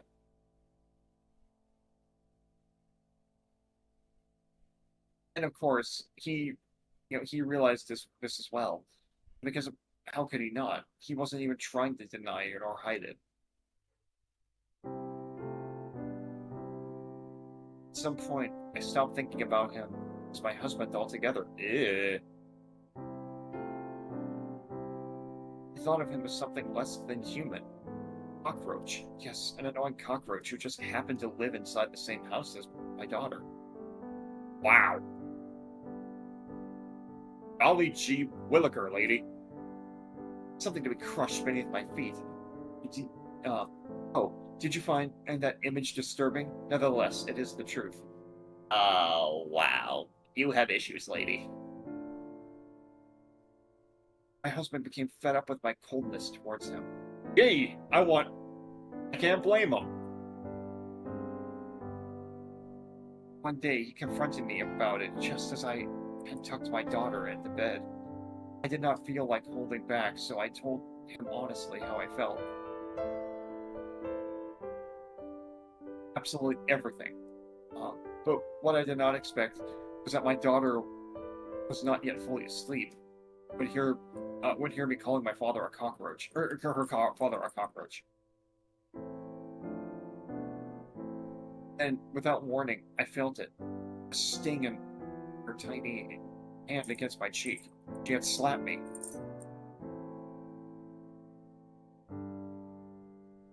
She was a mere child about your size, so she could not muster much strength. Nonetheless, it hurt me. It hurt me deeply.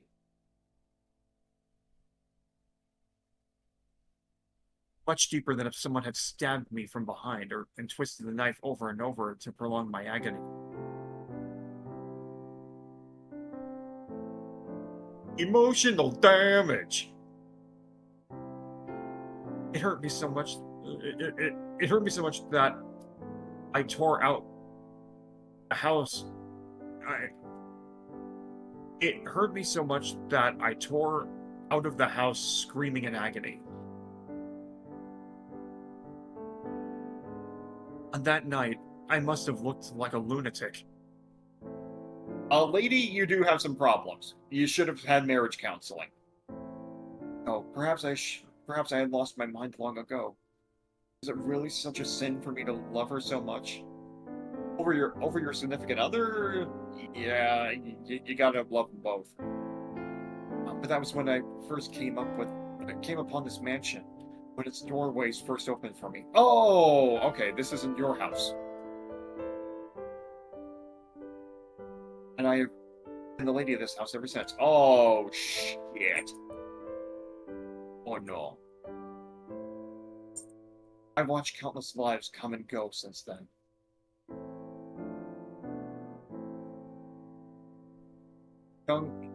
Young old people from different walks of life who have lost their path always end up in here.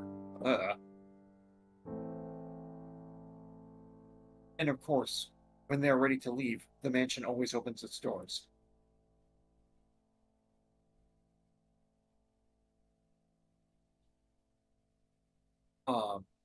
It has always opened its doors twice for everyone, except me. Now then, that is enough talk. Enough talk for today. You must be exhausted from your journey. Here, I will show you to your room.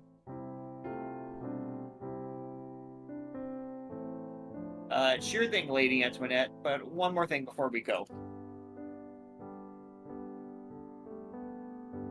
Samantha jumped off the seat and onto her feet. Samantha. Yeah.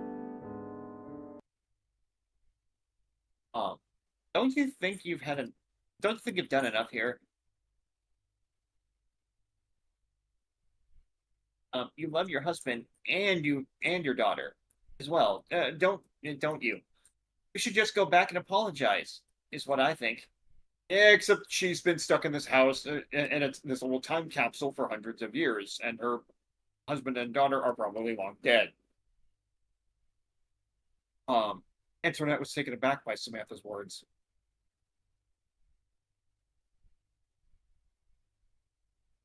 Of course, all who knew Samantha, the real Samantha, not the girl without a heart, would know that such a thing was quite normal for this child. That is. Antoinette stumbled back 3 steps. Three to 4 steps, having lost her composure. Freak.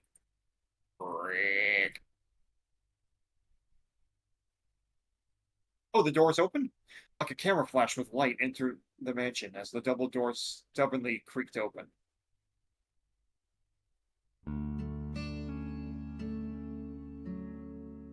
It's open, Antoinette. This is it. Your husband and daughter are waiting for you. Let's go. Yeah, in a graveyard somewhere. They are waiting? Sure they are. You're sorry for what you've done, right? Let's ignore the emotional scarring your daughter and husband probably had to endure, but I'm sure you can fix this. You spent enough time within this mansion. It's time to go back. Go to them. Come with me. Samantha held out her hand for her host.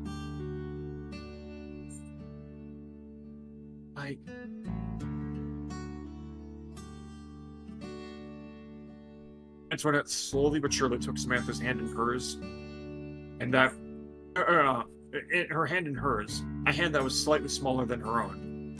It shouldn't be slightly; it should be significantly. One's a child, one's an adult. Remember, one that she's reminded her very much of someone she still held. Oh. Remember, Antoinette is a petite woman. She's small. Wait, what? Remember that Antoinette is a petite woman. She's small. I am sorry, I cannot hear a word you're saying. You are so cutting out today. Remember that Antoinette is a petite woman. She's small. Oh, that's right. That's right. Thank you. Yes, let us go, dear child. It may be time to leave this place.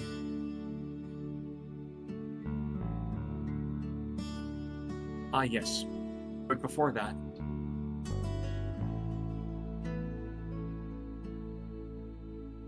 Wreck.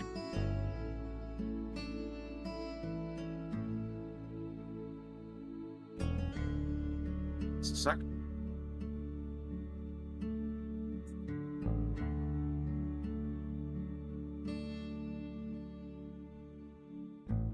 She's a lolly? She's not a lolly, Aris. She's small. Antoinette tore off a small piece of the top of one of the mansion's ornately sculpted chairs. Hey, those probably cost like hundreds of dollars. I think will suffice for your piece of a heart.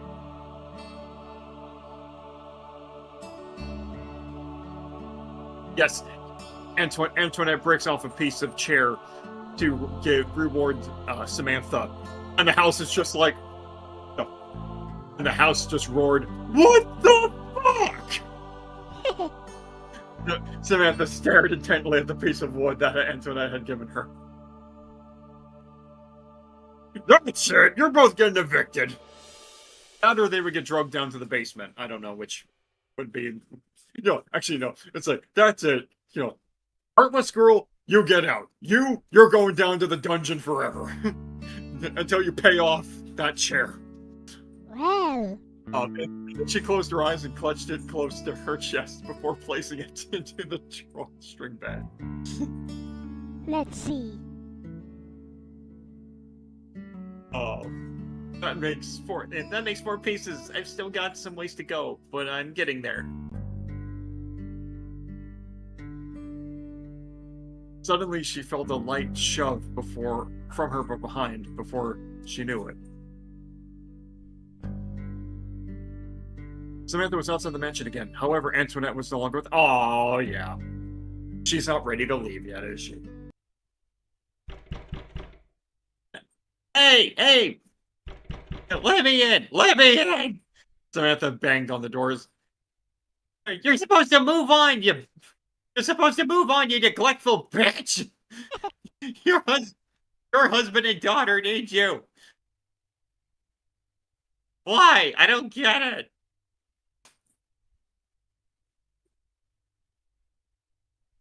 You wanted to apologize, didn't you?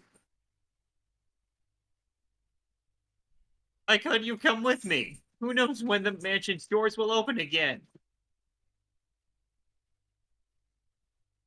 Why didn't you come out to meet them when you had the chance?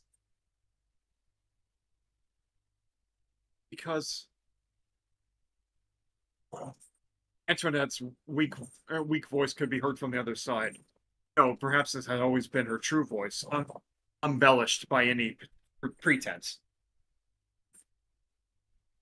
Because I'm not quite ready, Samantha. It would be nice if the world worked in such a simple way as you seem to imagine, but it's not always like that. Happy endings don't always happen just because you wish hard for something. No, not even if you work hard for something.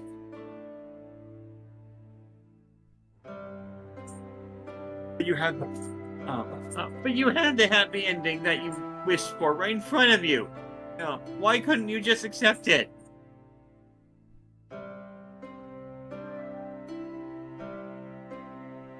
I wasn't ready, Samantha. I don't know when I'll truly be ready.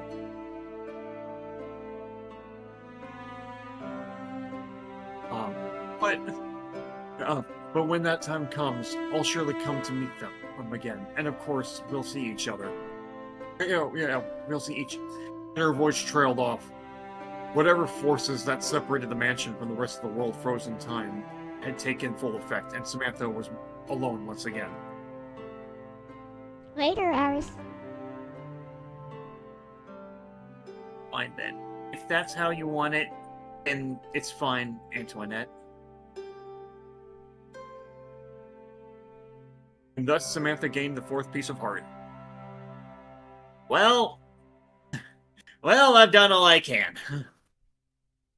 She walked off with a smile, knowing full well that someday the doors will open for Antoinette once again.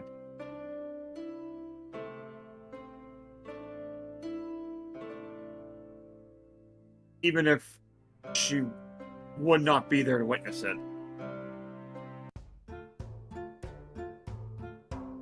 Chapter 5, The Hate-Driven Boy. I guess he's not here anymore.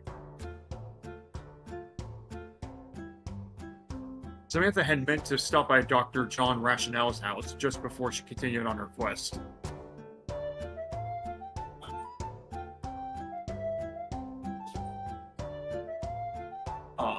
The good doctor was not at home at the moment, therefore she simply moved on.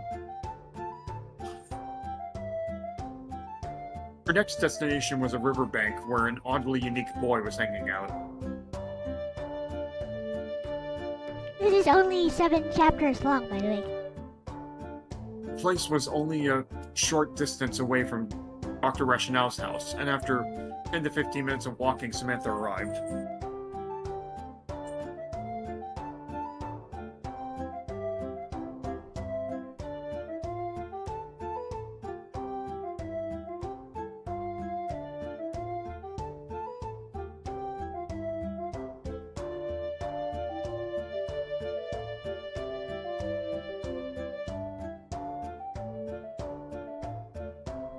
There were plenty of people by the riverbank. Most were kids who liked to stop by here before coming home from school.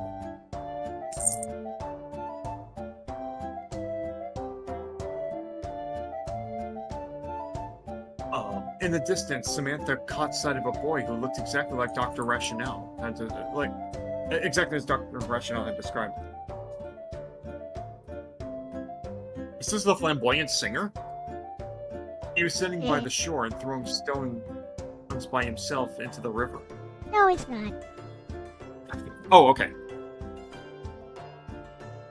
Some Apparently he characters was- are connected. Some characters are Oh, okay. connected to each other. Okay, maybe I misread something.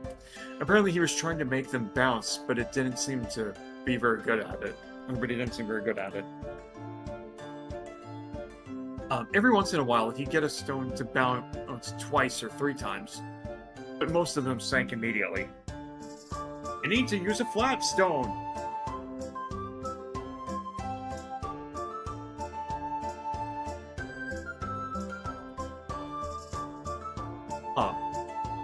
There must have been something wrong with his technique, Samantha thought.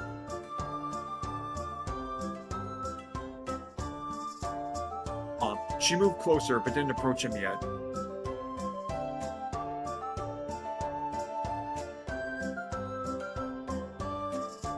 She was fascinated by what he was doing.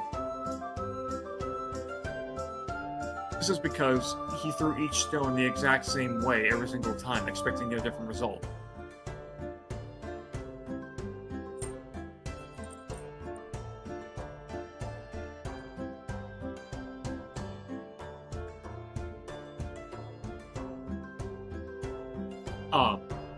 There was a label attached to the person who would like to do this, but Samantha did not dare let her thoughts go into that direction. At that moment, 3 older-looking, taller kids approached the boy from behind. And without warning, one of them kicked his back, causing him to stumble face first into the muddy ground. Oh, come on.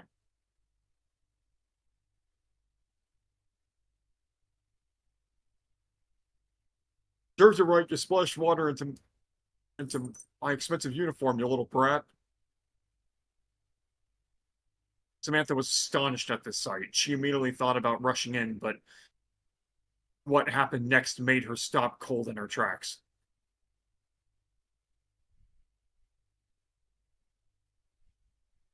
Oh, bullies.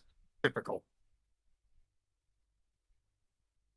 The boy simply got up, slightly dusted off his clothes, and then stared straight into his straight at his tormentors with a look of pity on his face.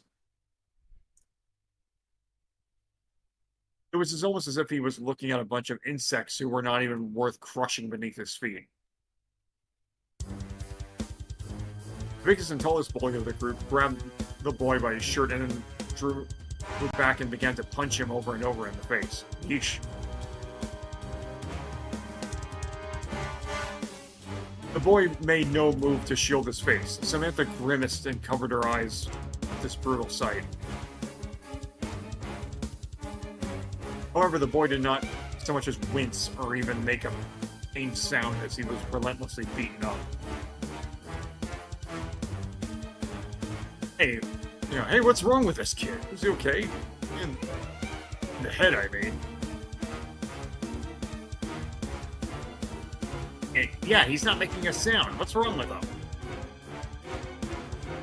The bully who was beating him up finally let go of the boy and just stood there with his face hidden in the shadow of his somewhat long bangs.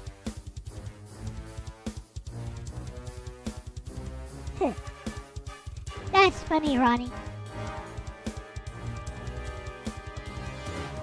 There. What's wrong? Too scared to say anything?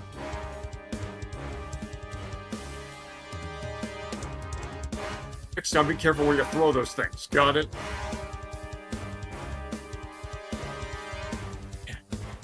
Oh, then. Is that it?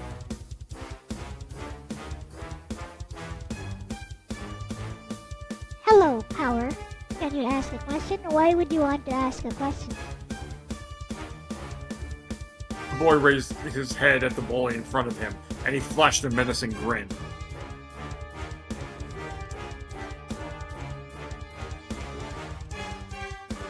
That's a weird question. You seem like a troll. Do that again and I will kick you out. just a moment. What's happening?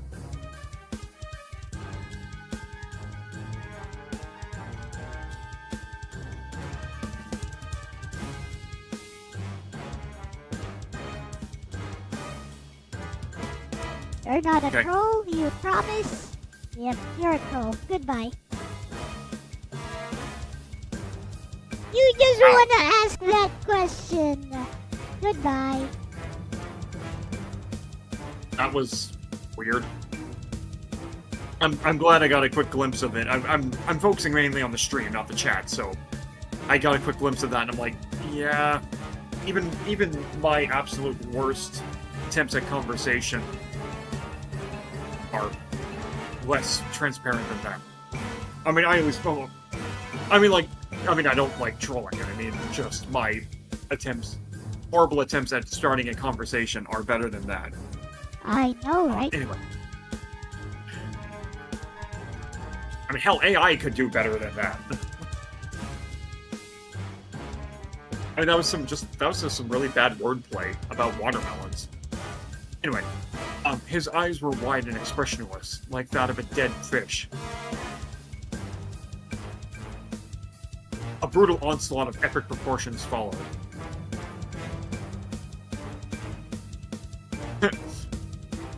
First, he grabbed the nearest bully's index finger and quickly twisted it upwards, causing a large kid to squeal in terror.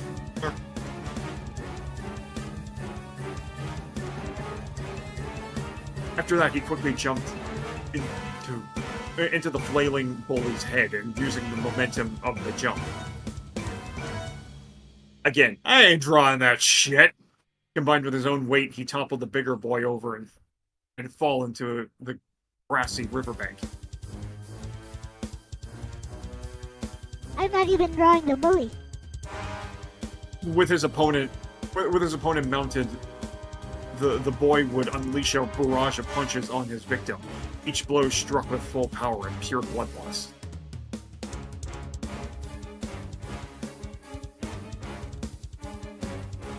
Hey, that's enough! Let go of him! Stop! He's already dead! While one of the other kids quickly ran away to safety, the other one was obviously more loyal to their leader. He grabbed the smaller boy by the neck and attempted to drag him off his friend. Yeah. You know, like a big. Wait, is that an attack or a scream? Anyway, He's a whatever. scream. But the small boy bit down on the arm, or on the arm that was around his neck. Oh boy.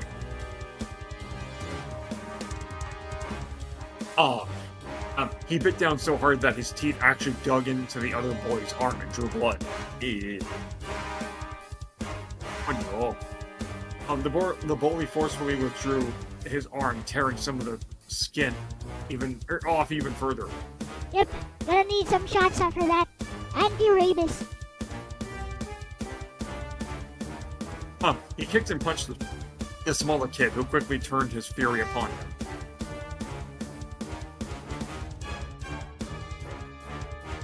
And unleashed a barrage of scratches right into his face. This disoriented the stronger, larger attacker for half a second. Which was more than enough time for the smaller boy to grab a nearby rock and smash it into his opponent's face.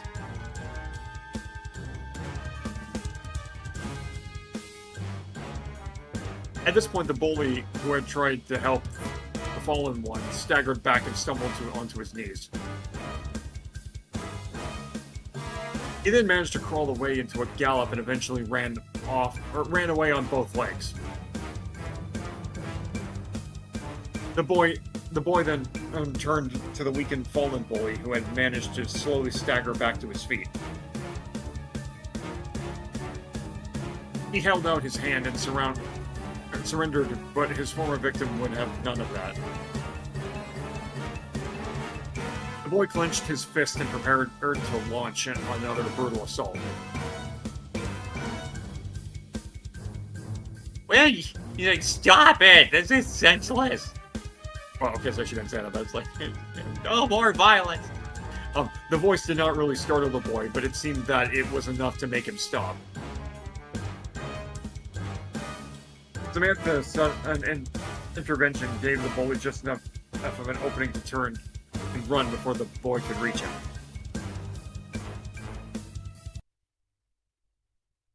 Oh, hello there, miss. Sorry you had to see that. The boy turned to Samantha with a genuine smile on his face. In fact, there was no trace of hostility left in his expression. It was as if nothing had happened. He's very stoic. My name is Billy, by the way. Nice to meet you. And I'm fucking terrified. I'm Samantha. Pleased to meet you too, Billy. But, just how did you do that? How do you do that? What exactly? I mean, attack those bullies. Not like they didn't deserve it, but I mean... How can you attack those bullies so viciously and be so friendly within the next moment? That's simple, Samantha. I have no quarrel with you. After all, and you did stop me from going too far. If anything, I should thank you. Oh boy. But weren't you really angry at them just a few moments ago? I was, but I'm not angry with you.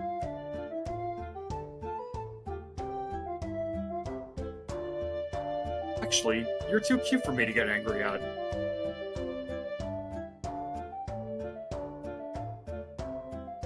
I see.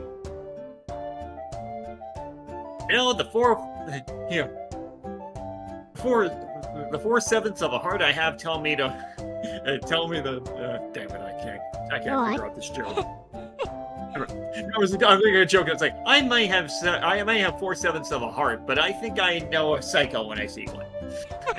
Samantha hesitated for a moment in truth, and in truth, she did not dislike the compliment at all. But Billy, how did you manage to do that? The switch from anger to not angry on a moment's notice? It's quite simple, Sam. The truth is that I'm always angry. Oh, Hulk reference, right? Actually, I actually wrote this before the Hulk thingy was a thing. Oh, is that just a? I mean, is that just a quote? Real? Is that just a quote real people use? No, it's that not. They just No, it's not. became. No, it's Okay, not. sorry. It's something I came up with on my own for this. That's just funny. Sorry, I genuinely thought that was a meme. But if you had seen the film even before you wrote this, that's hilarious. That's amazing. Yep. It's my secret, Sam. I'm always angry. Anyway, let's go. Now what?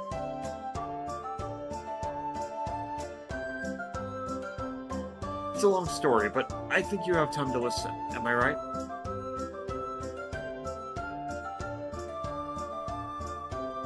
Samantha knelt down into a sitting position on the grassy bank. Billy understood that she wanted him to continue. You see, Samantha, I am a robot. What? Okay, I did not see that coming. Okay. I wasn't always like this, of course. I was just a normal kid. Oh, brain in a box. Maybe kinda naughtier than other kids, but still normal. Still, I was a very healthy kid, unlike my older brother, who was very sickly. Anyway, I really like and look up to him. He never allowed his frail body to get the better of him. Oh, that's good. That's a good story. He taught me all kinds of things, from how to play the guitar to rollerblades and even boxing. Wow. He was sort of the star of the family, and I really idolized him. But Can you relate? yeah. This didn't change the fact that he was sickly.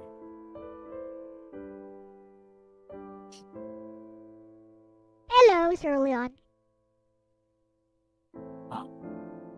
One day we were just playing around and started coughing up blood.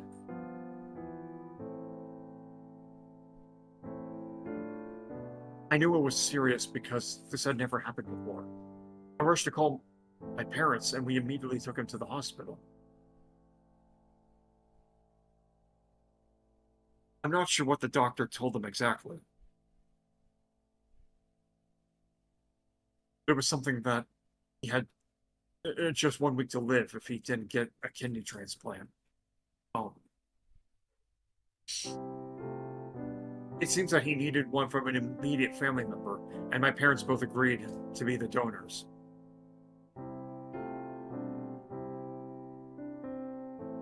But the test showed that they were both incompatible. In fact, the test showed that I was the only one who had a shot at saving my brother. While the doctors tried to tell me what the organ transplant would entail, I didn't care. If it was to save my brother, I was all for it. Of course, my brother himself was against the idea.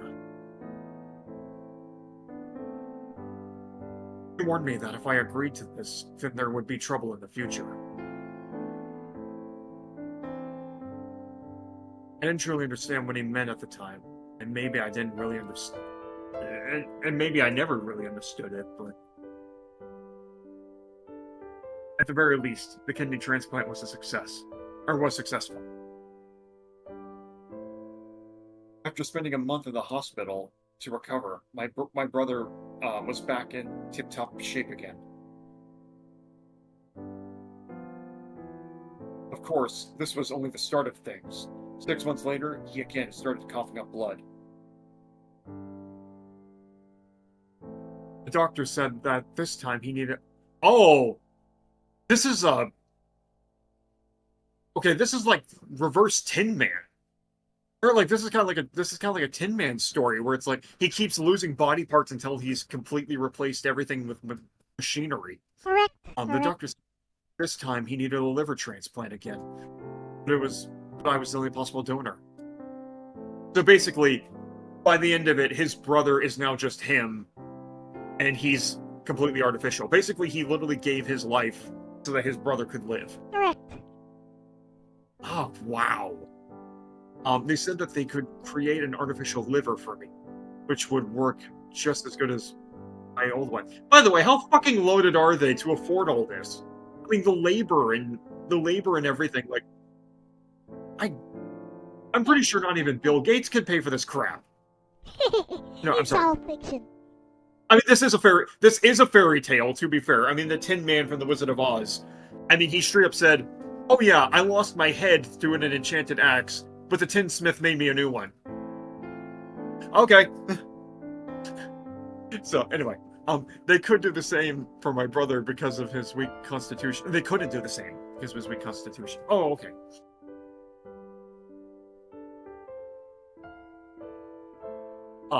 This time, however, I didn't want to undergo the same procedure again. I felt that I lost something, not a physical something, the first time around, and I didn't want to lose another thing again.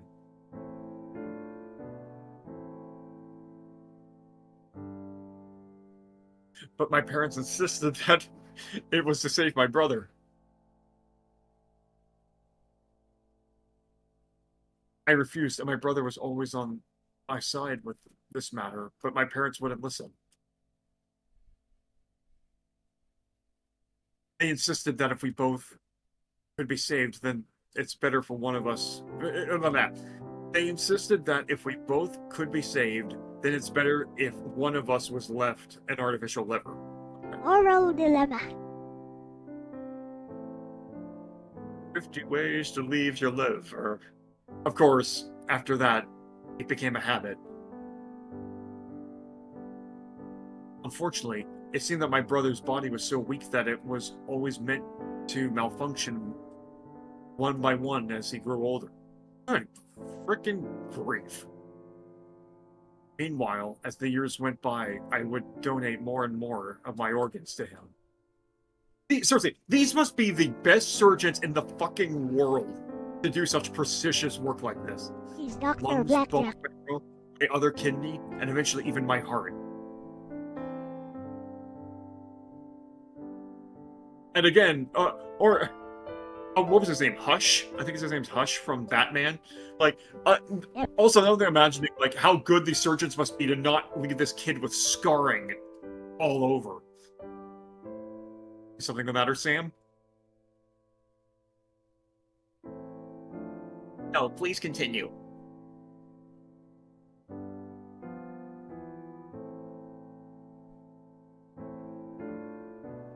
Well, it went on and on like that for a while.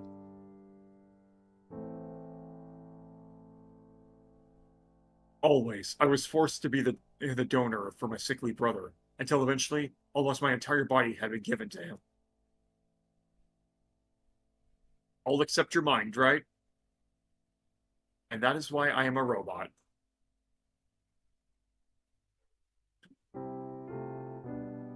Now, Sam, after hearing a story like this, let me ask you, how does it make you feel? Angry. It makes me really angry. Really angry. To the point that I could hurt someone.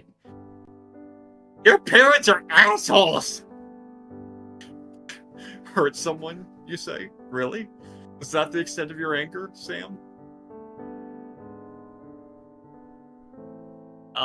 Is that bad? I only have 4/7 of a heart after all. No, it's really good. I'm happy to know that there are still people like you left in the world. My anger, it empowers me. It makes me strong, Sam. But you? Someone like you doesn't have to be like that. And I'm glad that I've met someone like you. Samantha noticed that Billy had been fiddling with something in his hand for a while. What's that? Yeah, what's that? Oh, yeah.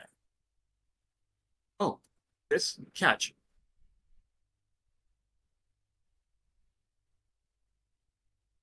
Billy tossed the thing that he had been working on to Samantha.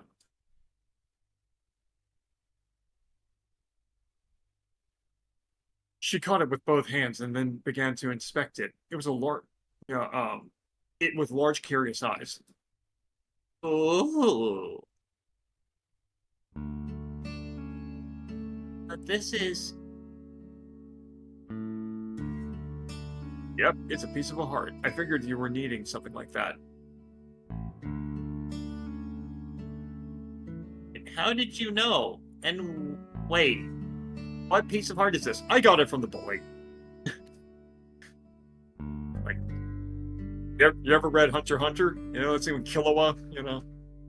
Yep. But, yeah, I did that. He died like 10 minutes ago, or however long this flashback took. Well, I happened to look inside your drawing bag, which I had snatched while you were busy listening to my story. wait, what? Hey, that's me.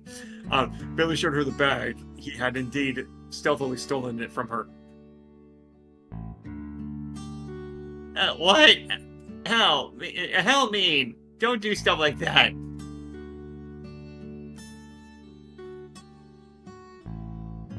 Samantha quickly snatched the bag from Billy and clutched it tightly to her chest.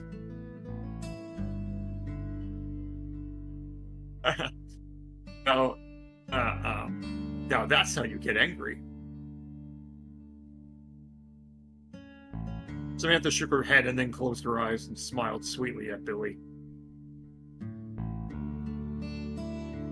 No, not at all. You're a weirdo, but you're not a bad person. I thought that I could help you, but I see there's nothing that I can do for you. So thank you for sharing your story with me, Billy.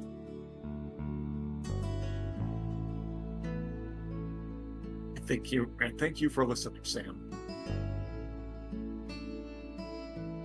Well then, I'll be on my way. Well, I'll be on my way. Sure thing, later. Oh, and Samantha, one more thing. Yeah? Aren't you a whole lot like me?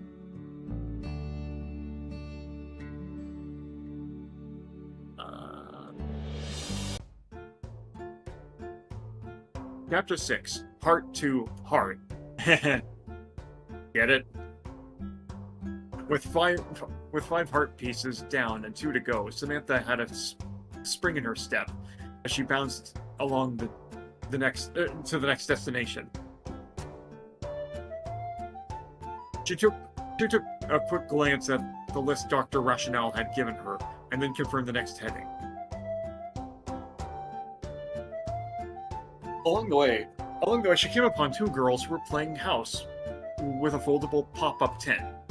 Or rather, 2 girls who wanted to play house, but for some reason were not. As Samantha got closer, she noticed that they looked quite sad, almost as if they were about to cry. Oh! You might have realized this by now, but Samantha was simply not one to ignore someone who was in trouble. Hey, I might not have a heart, but I'm not. I may be heartless, but not heartless. What's wrong, girls? Why do you look so sad? Our friend Anna and her family moved away to a different neighborhood today. We used to play house together, just the 3 of us. Millie as the mother, Chloe, that's me, by the way, as the father, and Anna as our child.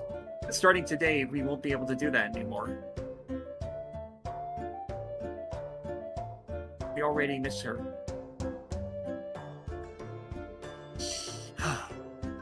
You see, that's really sad. I wish I could help. What's your name, little girl? I'm Samantha. Pleased to meet you, Millie and Chloe.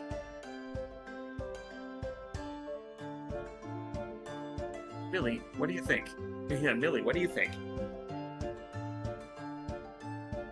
Yeah, she's about the right size. She even looks a bit like Anna. Sure, she'll never be Anna, but that doesn't mean we can't play. We still can't play together, right? Well, we lost our daughter. Guess it's time to adopt a new one. How about it, Samantha? Would you care to join us? Sure, you're not Anna, but it's fun making new friends as well, right? Samantha lowered her gaze and thought for a while, and then she held out her hands in front of Chloe and Millie. I'm sorry, girls, I can't. At least not right now. Huh? Why not?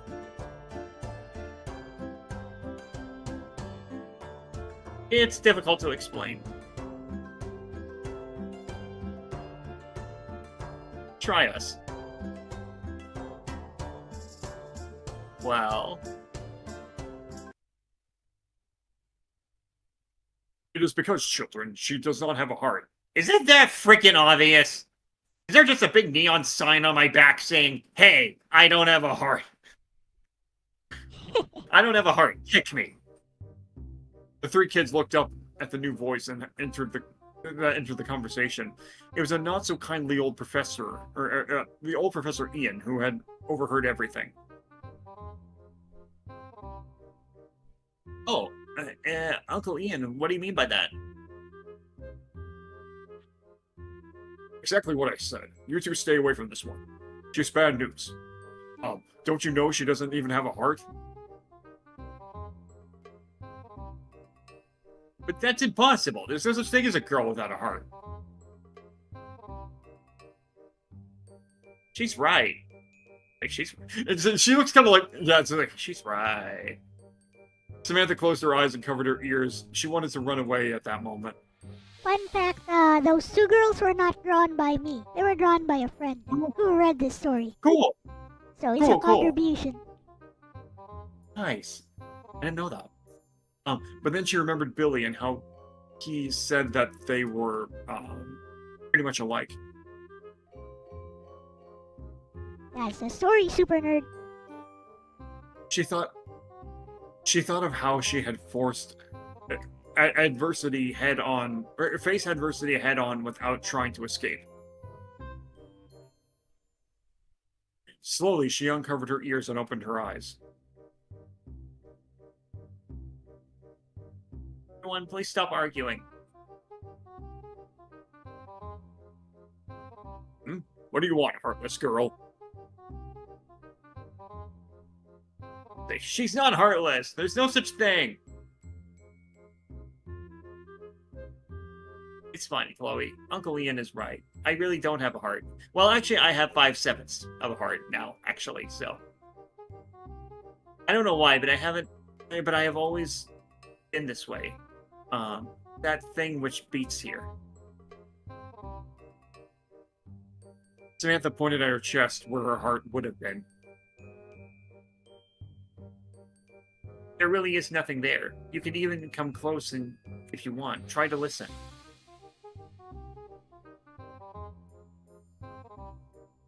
Chloe and Millie reluctantly approached and placed their ears to Samantha's chest.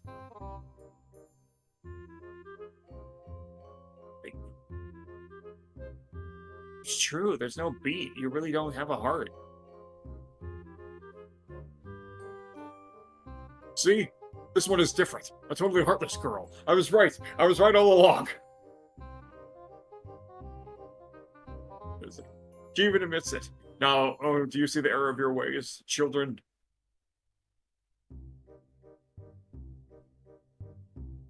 Yeah, but so what?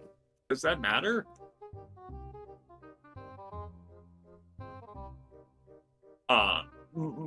Millie smiled sheepishly and looked around frantically, unable to understand what to make of the situation. Meanwhile, Samantha carefully took out her 5 pieces of heart from her drawstring bag. Her backpack. Okay. I always thought it was like a little bag. Carefully cradling the precious pieces of heart in her arms, she raised them up to Professor Ian and said, so he could clearly see it. It's true that I don't have a heart right now, but look.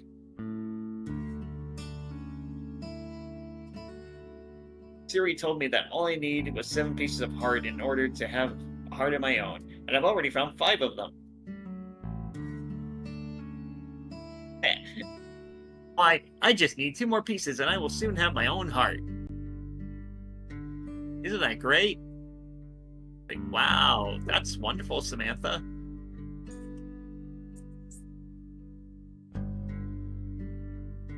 What do you say to that now, Professor Ian? Samantha will have her own heart soon, and then you'll be able to let her play with us, right?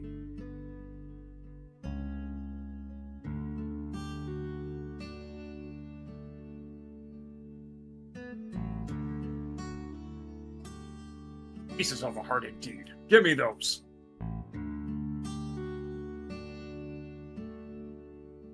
Without warning, he roughly snatched the 5 precious heart pieces from Samantha's small arms. Hey!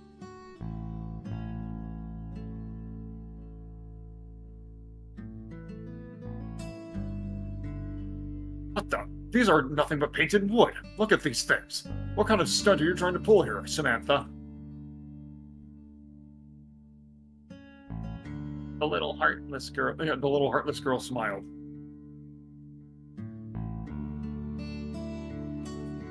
Of course, Professor Ian, I understand that they may look like wooden pieces right now, but if you please. Hello, Renee. We're coming up to the end.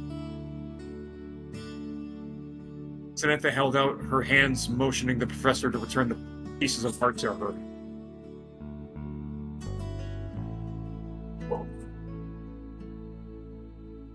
Professor Ian hesitated for a moment, and then he eventually returned the pieces to Samantha, due in part to the accusing glares of Chloe and...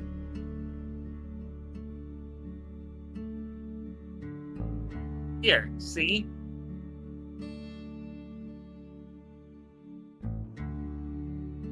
Samantha said proudly.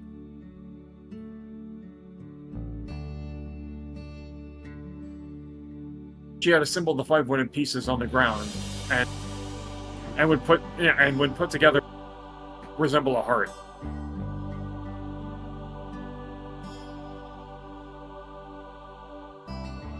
Just a sec, I need to check something. Sure thing. So, we are coming up to the final chapter after this, guys. I guess it's a good time to end the stream as well after this. We could talk a little bit about it, if Dakota has any questions for me. Best to ask the author, who is around.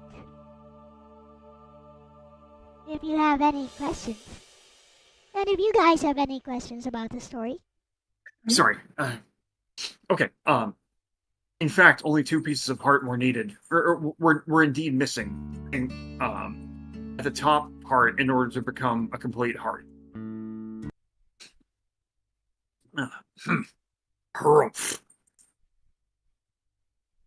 Professor Ian eyed a nearby well.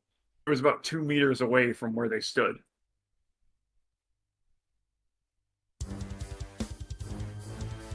Now then, Samantha, let me tell you a little secret.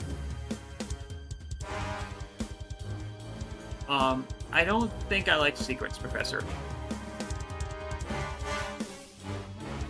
You see, Samantha, no matter what you do, you will never even have a heart, or ever have a heart. These 5 wooden pieces of junk aren't heart pieces. This is what a real heart looks like, you silly child. Professor Ian showed her a diagram of an actual human heart, which he had taken from his coat pocket. You see, child, I am a professor, and I deal in human anatomy.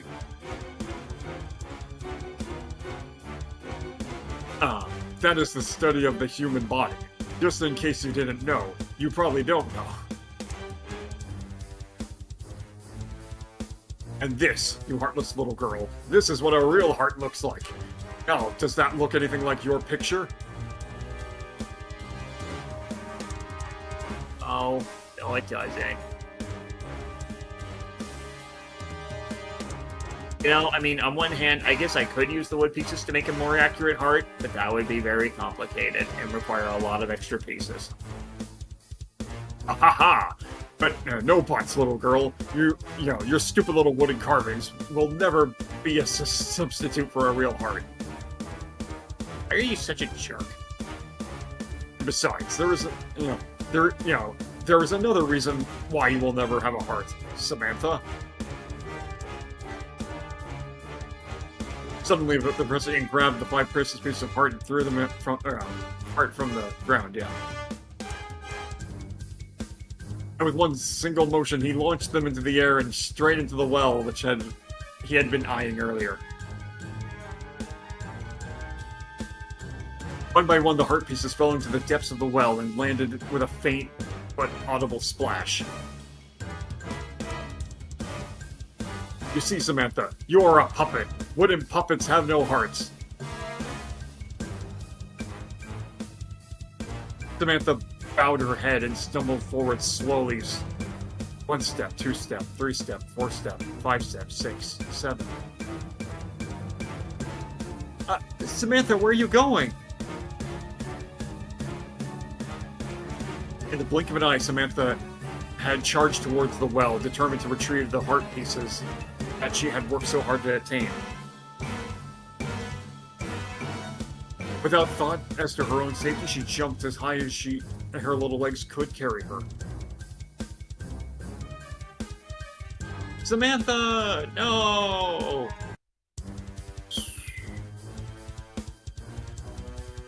Final chapter, Samantha and the Pieces of a Heart. Oh, that's a really cute illustration there. With no regard for her own safety, Samantha flung herself in and over into the well.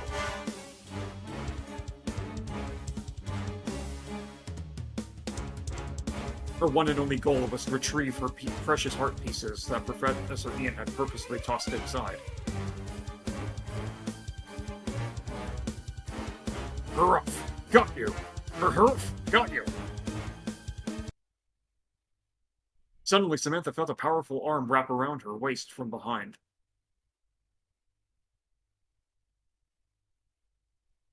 Dr. Rationale, please let me go. I need to get my heart pieces back.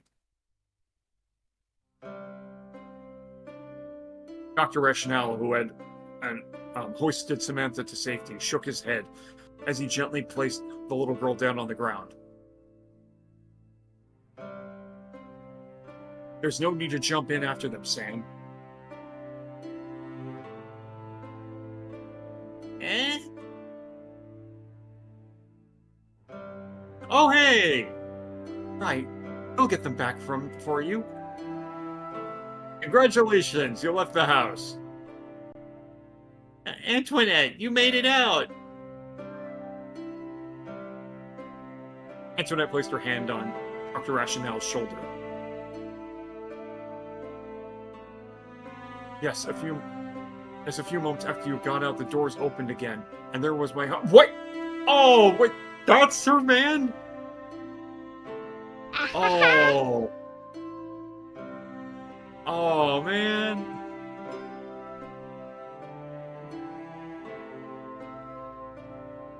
I must say, it was quite a remarkable reunion, wasn't it, darling?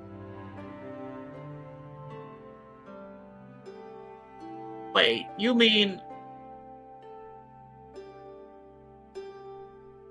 Antoinette nodded in reply, while Dr. Rationale was smiling ear to ear.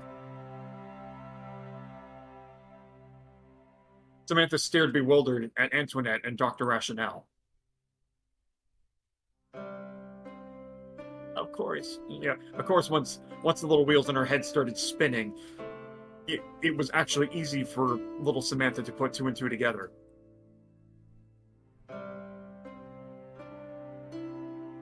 Sam, it's all thanks to you that I was reunited with my wife. So now it's our turn to help you. I totally forgot the house is outside of time, so Antoinette could have met hundreds of people and done all this stuff within the little mansion.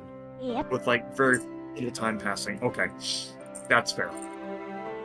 There was actually a small pail and a long wooden pole right next to the well, as well as some rope.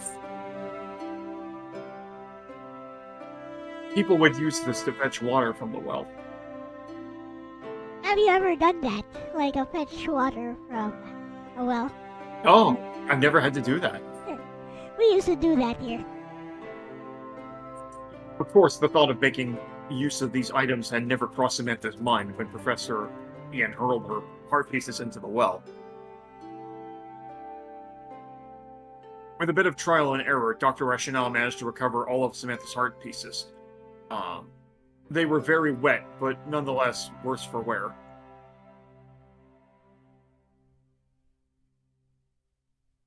Thank you very much. Samantha clutched her precious items and smiled happily. She coddled them like a mother would cradle her baby. Speaking of babies, where's the kid? Did the daughter ever... The daughter, ran away with a flamboyant singer into the city. I guess she never came back, huh? Of course, life is not perfect. Meanwhile, Chloe and Millie made a slight nod at each other and crept away silently. You know, life is not perfect. Things don't always go. So what does that prove? A puppet will always be a puppet. You should know that as well as anyone, Dr. Rationale. The two of us helped create this thing. That is...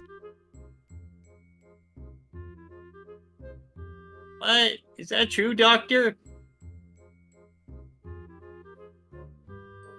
Samantha was quite confused at the sudden revelation, of course, but who wouldn't be? Dr. Rationale hesitated for a bit, but then he turned his face to Samantha. And at the same time, if we can do... Here's the thing. If we can do what we did to Billy, artificial life is not outside of the realm of possibility at all. Yep. Looking into her clear, unclouded eyes, Dr. Rationale knew exactly what he had to do. He had to tell the truth without holding anything back. Whatever the results may be.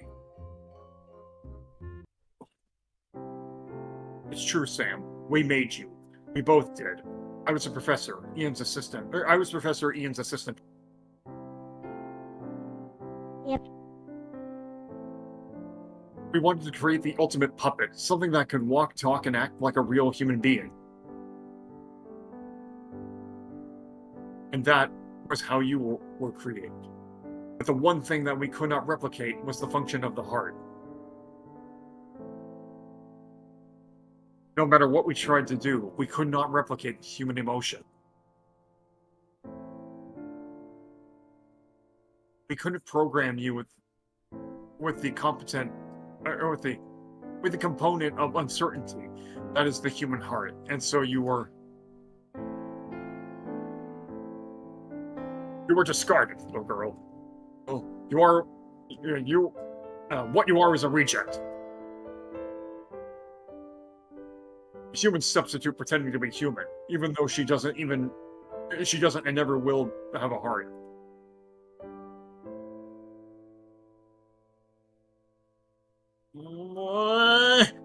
Samantha sank down to her knees, dumbfounded and unable to fully process everything she had heard. The rain started to pour. As if echoing her feelings, the sky rumbled and thunderous roared, and without warning, it began to rain heavily.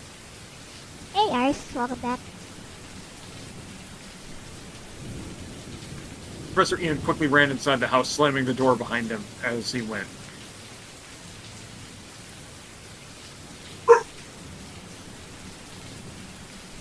Everyone else reluctantly followed and began to walk away to find some shelter.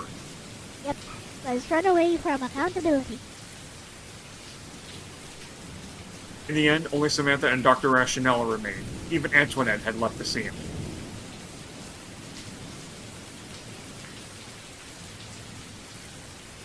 Dr. Rationale? Samantha looked up at the doctor.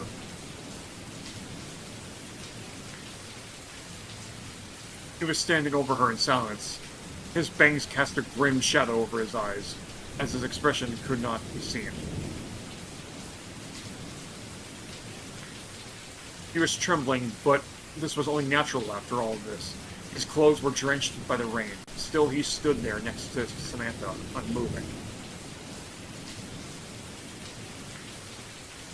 A whirlwind of emotions washed over Samantha. She clutched the 5 pieces of heart that she had gathered. No, the useless pieces of wood that she had worked so hard to earn. If she had the strength to break them apart at that moment, Samantha would have done so without hesitation.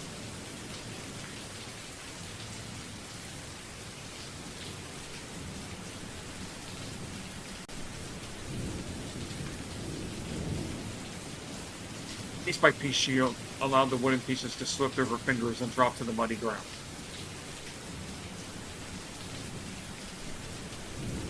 These things are really useless, aren't they?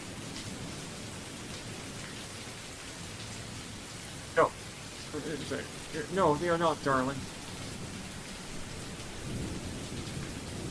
A familiar voice came from behind Samantha, a soft, warm, and gentle, and gently rested on her shoulder. Yeah. Antoinette? Yeah, I just left to get an umbrella. Definitely, they are not worthless.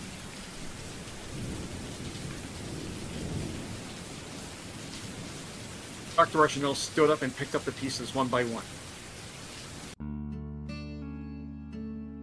It's true that I thought you were a failed project. I was wrong about that. completely wrong. Sam, it's not that we couldn't create a heart for you. It's just that we didn't understand the true meaning of a heart.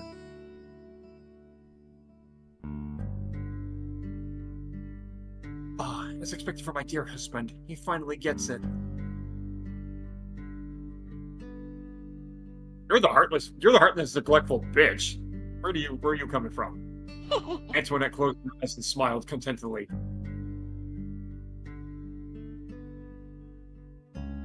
Dr. Rationale smiled as well. This time Samantha could clearly see his expression. Sam, is a heart really something that beats inside us and inside of us in here? Yeah. From the clinic, from an anatomical perspective, yes. He clutched his chest. Or is it something beyond that? Or is it something, yeah. Well, I mean, there is the heart, the soul, the spirit. Like, these are all different things, so... Something beyond that?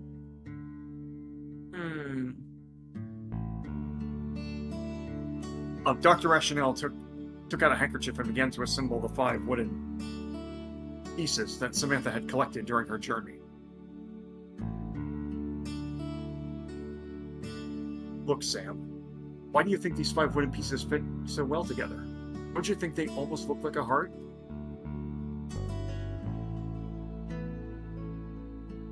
Samantha examined the pieces carefully and confirmed the doctor's words with her own eyes. It was true. While they seemed to be awkwardly shaped and didn't exactly match each other in color, being all different shades of red, the 5 pieces of heart actually fit so well when put together that they unmistakably formed an unfinished heart. They really do.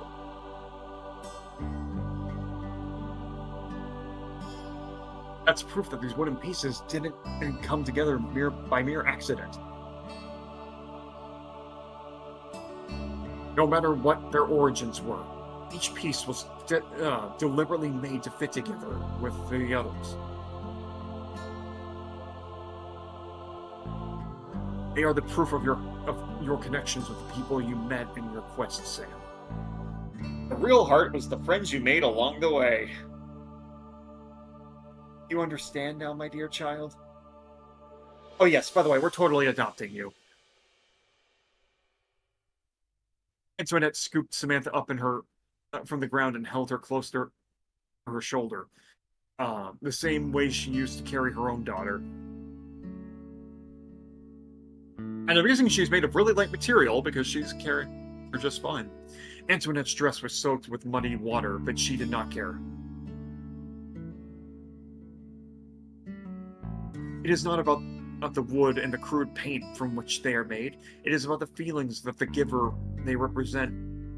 So therefore, don't just throw those things away like they were nothing. Is that right?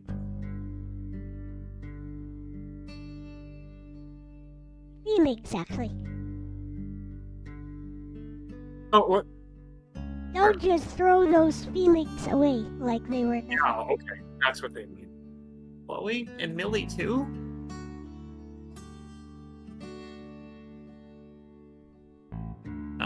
Yeah, here, Samantha, let's play together sometime, okay? Millie held a small pouch out at Samantha. Go ahead, dear child. Antoinette placed Samantha on the ground.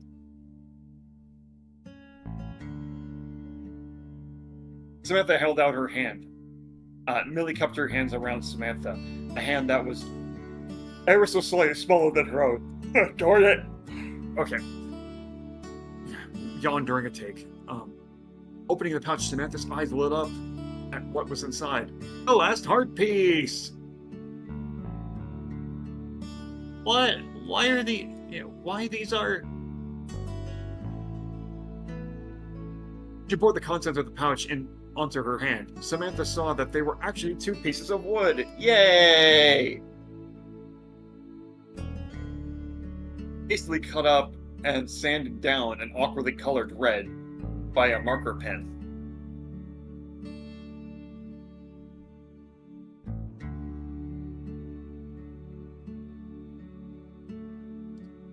The last pieces of heart.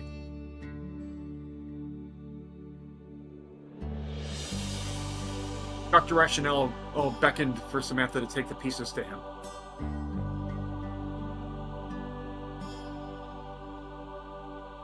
As expected, a perfect fit.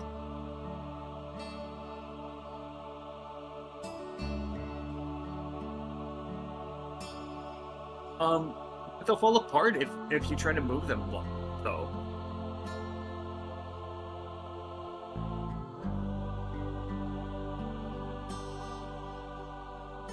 Why, yes, that is a problem, is it not?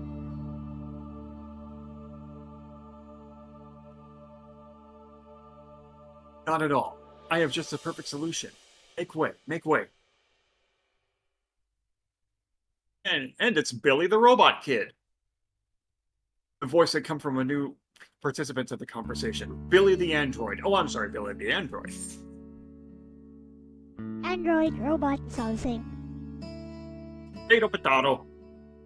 Billy crouched down next to the pieces of heart and began to apply a liquid substance all over the edge of it. It's super glue. What's that?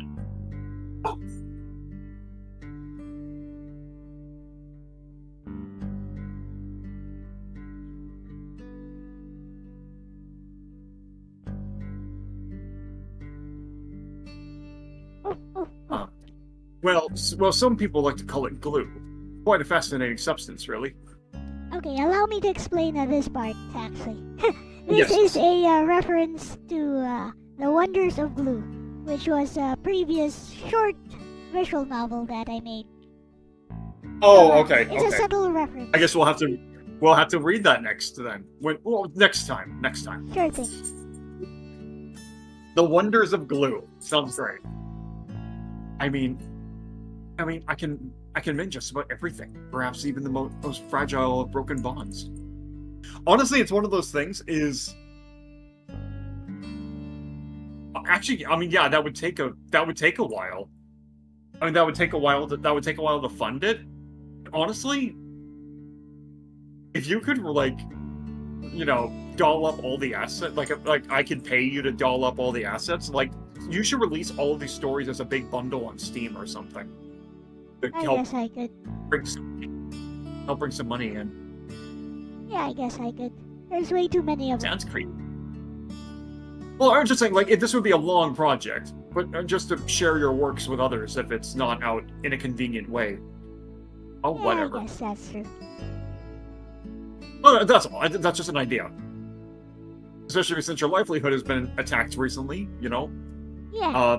Thank you. A game on Steam would probably be great. And like I said, it would, I would totally help support paying for the new assets by giving you super chats and stuff. Well, just so that way, that way you can afford to draw without being hurt too much. Thank you. So yeah. Thank you for saying that. That could be a lot of fun. Thank you for saying that. That's such a sweet thought. Thank you. Even just a thought itself. It sounds like it's a fun idea. So it's we'd have to, I'd have to space it out because because these characters only have one base each. So it's if it was the same logic of 25. Well, sorry, for me it would be. Including the YouTube tax if I can't get PayPal or whatever to work, then yes, it would take. Just funding this game would be a little. Like I said, it would be not including the backgrounds, it would probably be a little over $100 or so just to fund redrawing, modernizing the graphics. But it's like, it would be fun though. Like, it would be like the script and everything is intact. So this would kind of be more of just if you want to up the presentation for a Steam release. I'm always open to such an idea, really. So, again, thank you. And if I took voice acting more seriously, you and your friends and whatever that could be an option. Thanks for saying that. I get so little recognition for the stuff I've done over the years. So, No, this is fun. Like, no, seriously, I'm glad I'm finally doing visual novels. Like, this is something I definitely want to do with you. Thank you. Oh well, shall we continue? Yeah, we're so close to the end. Billy stared intently at his handiwork, and being quite satisfied with the precision of which he had stuck the pieces together. He held it up over his head, and as if he were praising some deity. As in, holding up the heart, da da da da. I was thinking of that actually. Well, I heard heart pieces, and I've been wanting to wait for the right time to make the Zelda joke. Da da da da. I was thinking of which that. made him look a bit silly as the raindrops kept getting into his eyes, and he had to squint to hold. Oh hey, okay, even an android has to protect his eyes. Okay. Oh, sorry to get carried away. Here you go, Samantha. Sorry, I couldn't do anything about the color.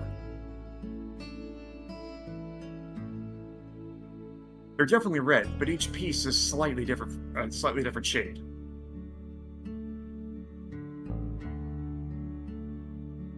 Hey, you can think of it as a symbol of the multicolored experiences or something. Yeah, totally. You'd be down for voicing? I'm also thinking of different Kagura reflections where Asuka, the different colors represent how her mood. So it's like, I love it. Oh, hey, Vincent. Well, that is. Well, with that, my brush should be of assistance. Now, give me that to me, young man. This time, it was Vincent, the painter, who had joined the fray. Producing one of his many paintbrushes and dipping into the paint inside one of his paint bottles, strapped to a belt on his pouch. Yes. He painted the entire wood sculpture a bright shade of blood red with a few expert strokes of his brush. Here you go, Samantha. I have painted many things in my time, but this project, as short as it was, was definitely the most satisfying. Aww, so cute. Samantha grabbed the new completed heart and held in both hands, no longer fragmented, but one piece, they're all put together. It was still somewhat awkwardly shaped, but held together with super glue.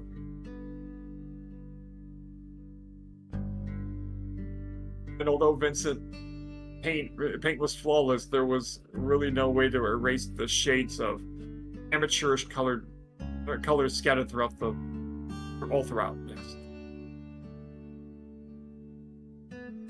She smiled and let her honest thoughts escape from her lips.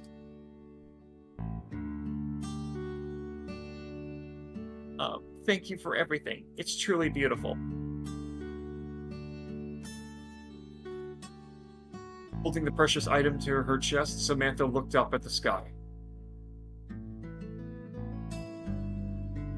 It was still raining, but not so much as before.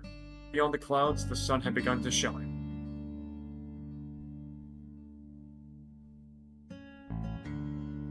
There we go. The end.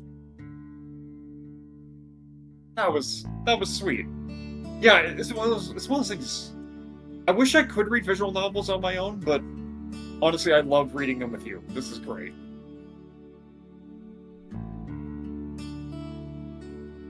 And And it comes with author's notes at the end of this, which we can Wait, what? either Okay. read or not read. Yeah, no, like, I'm curious. What? Yeah. Special thanks to Roop Banaraje Banerjee. for urging me to write this story and turning it into a visual novel, dedicated to my niece who inspired me to write this story in the first place. Hey, I'm so glad. And hey, maybe your niece. Like, I mean, if your niece still thinks back and fondly about this story, maybe that could be a thing. Thank you for reading, and see you again in the future stories to come.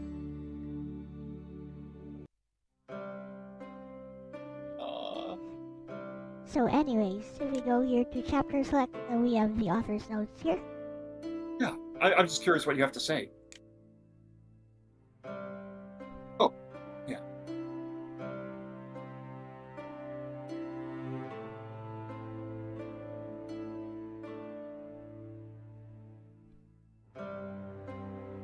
Oh, okay.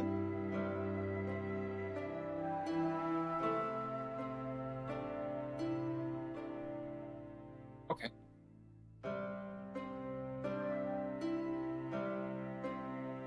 Yeah.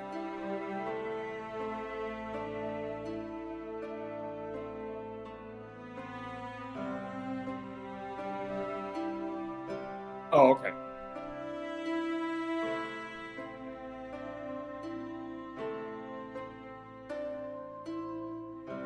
Just explaining my Oh, okay. mindset as a writer.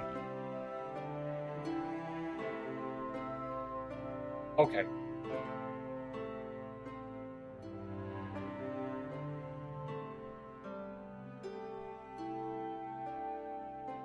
Yeah.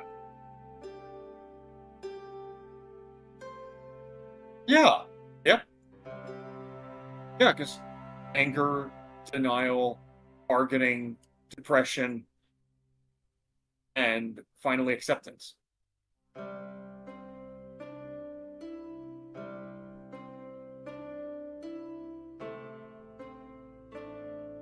Oh, she was 8 when she came up with this. Yep. Oh, she shared this over a Skype chat. That's so cute. Okay, if she's telling stories like this at 8, I'm hoping she kept at it. Oh, I'm the one who wrote this story. Basically, Oh, I mean, like, he the just fact that she shared gave me the premise. The fact that she sparked the idea. Yep. Is nice.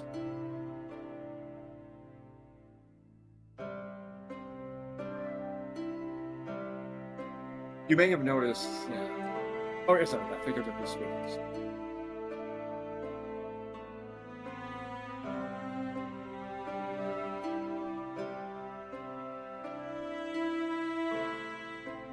Yeah.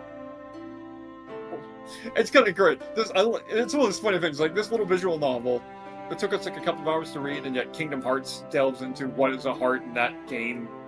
If you were to play that franchise all the way through, it takes like literally hundreds of hours.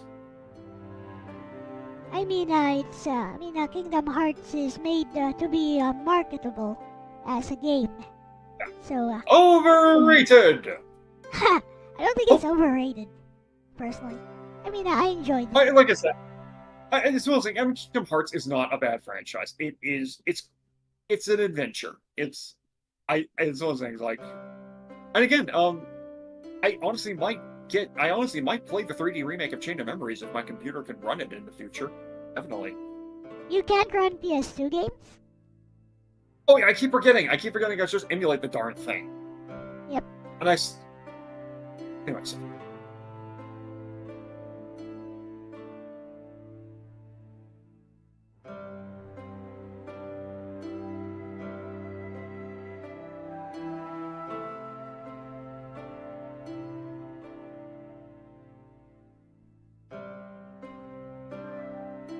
That's true.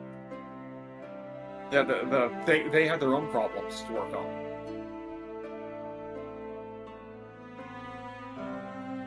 And then,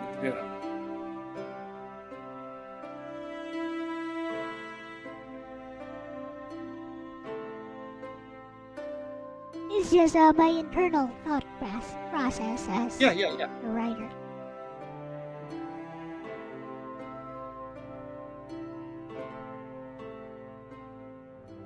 Yeah, I kind of noticed that. He runs into the house and that's it. Yep.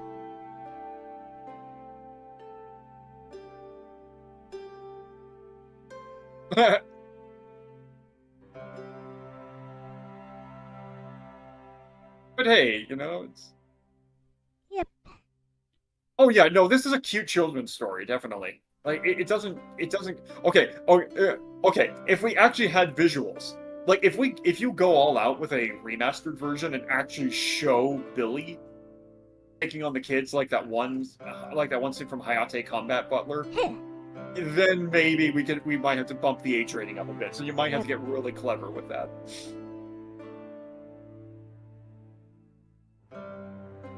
Yeah.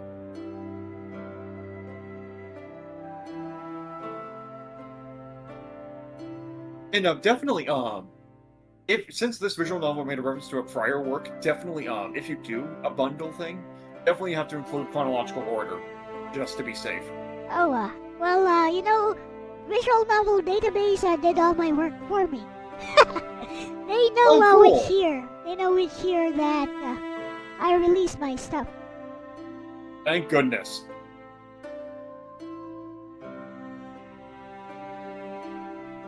Yeah.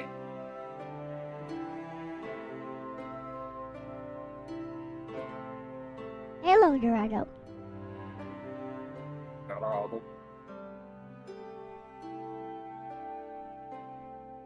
Yeah. This is good. And I only...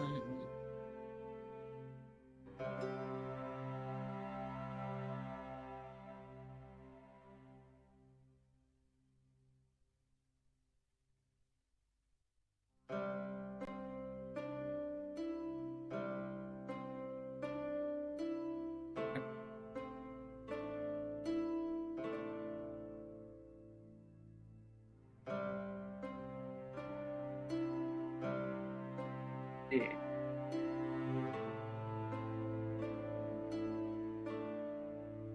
Through your Nagi obsession. Yep. Group Banerjee is a good friend. Even until now. Good. She's the one who drew those two girls, Professor Ian and Antoinette. Okay.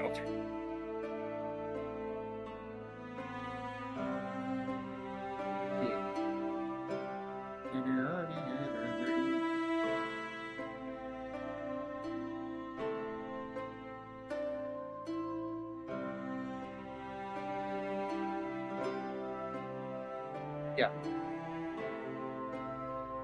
Your brother needs help, Aris? See ya.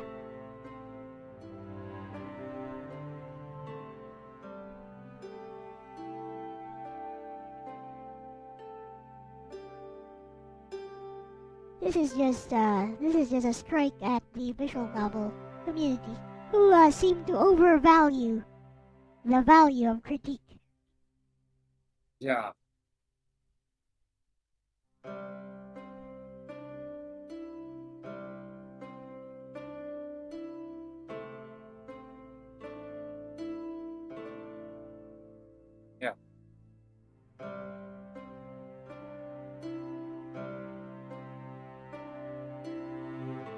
Oh.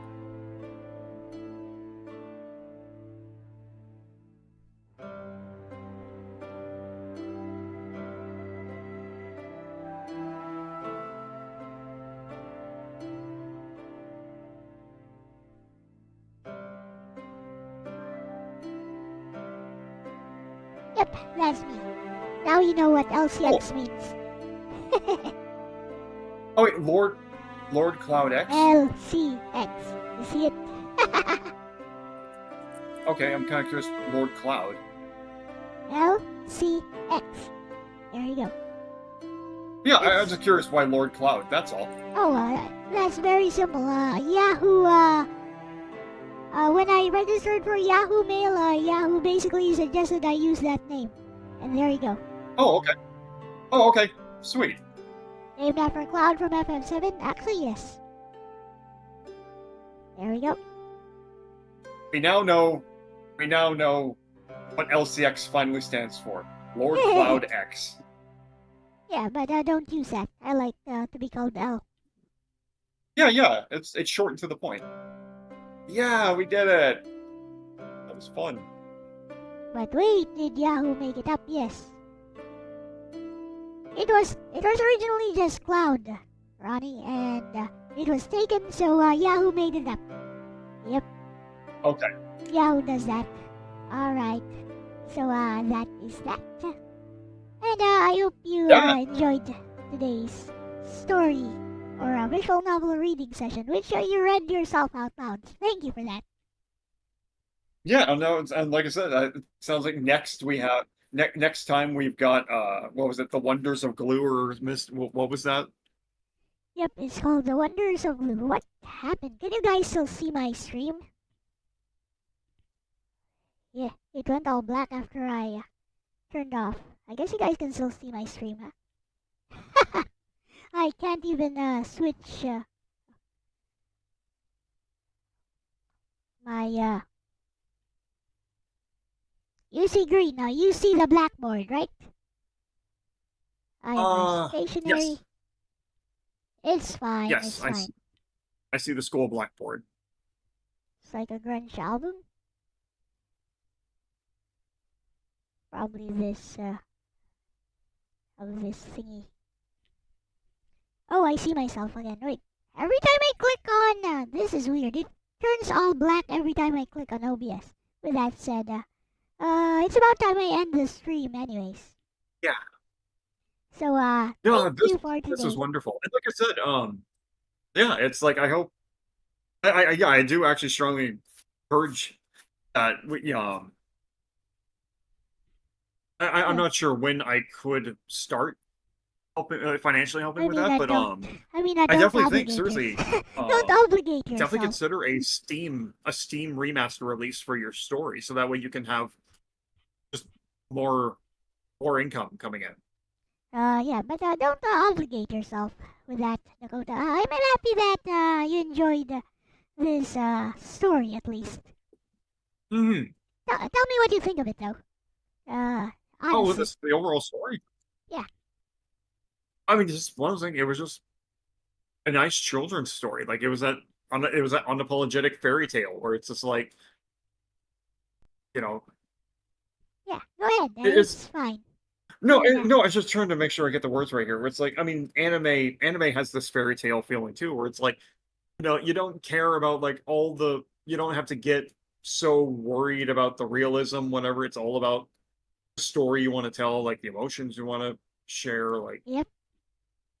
Because like there's so many anime that the moment you kind of step back and treat it as just a piece of work, all of a sudden like you get like really cynical and you're like, oh, the pacing and then the characters or whatever.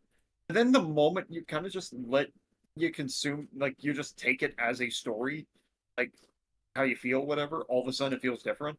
It's so weird. It's like, but it's a balancing act. Obviously, like a lot of these stories do end up becoming products, and you got to figure out how to advertise them to people. So you do need to figure out what appeals to people. Yes, but like when you ignore that, when you just take it as a piece of art, you don't think about it. All of a sudden, it's like it has a very different feel. Actually, like Summer and Kagura, like I said, I'm finally reading the story. I'm just letting it, and yeah, it's not the most moving thing in the world, but it's kind of like, oh, cool. Like this is their backstory. This is who they are. Like, and it's kind of hilarious that Homura really is just Asuka's edgy evil recolor. Because and they're supposed to come from two opposites ends, where Asuka was born into this perfect little life, and she has a family that loves her, and even the random guy who confessed to her, how that couldn't have gone better. Meanwhile, Homura, she was betrayed by a guy who wormed his way into her heart, and when she acted out in violence, everyone just abandoned her because, oh, you acted out in anger once. You are not the good person we wanted you to be. And so Homura, in despair, was taken in by Hebijo, where basically they don't care who you are so long as you can fight or whatever. And that negatively painted Homura's image of the world, where it's like, all that matters is being strong, and that I don't give a shit about good and evil anymore.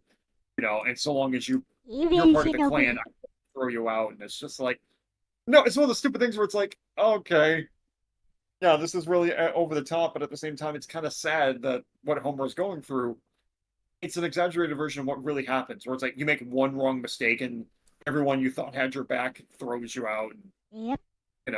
It happens in real life as well. No, it's one of the things. It's like Homura. It's like I actually kind of like.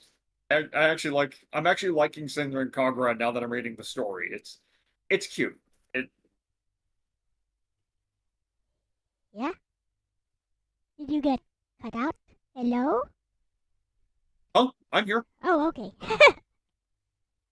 Because you said... Yeah, I'll tell you when I'm leaving. I won't just dip out without telling. No, I thought maybe you got disconnected or something. Alrighty. So, yeah. thank you for reading my visual novel with me today, and actually reading it out loud. I actually planned to read it out loud for you, and then I thought, oh wait, my connection is not so good today, so you wouldn't even be able to hear me. If I've been accidentally talking over you the whole time, I'm sorry. I literally couldn't hear you.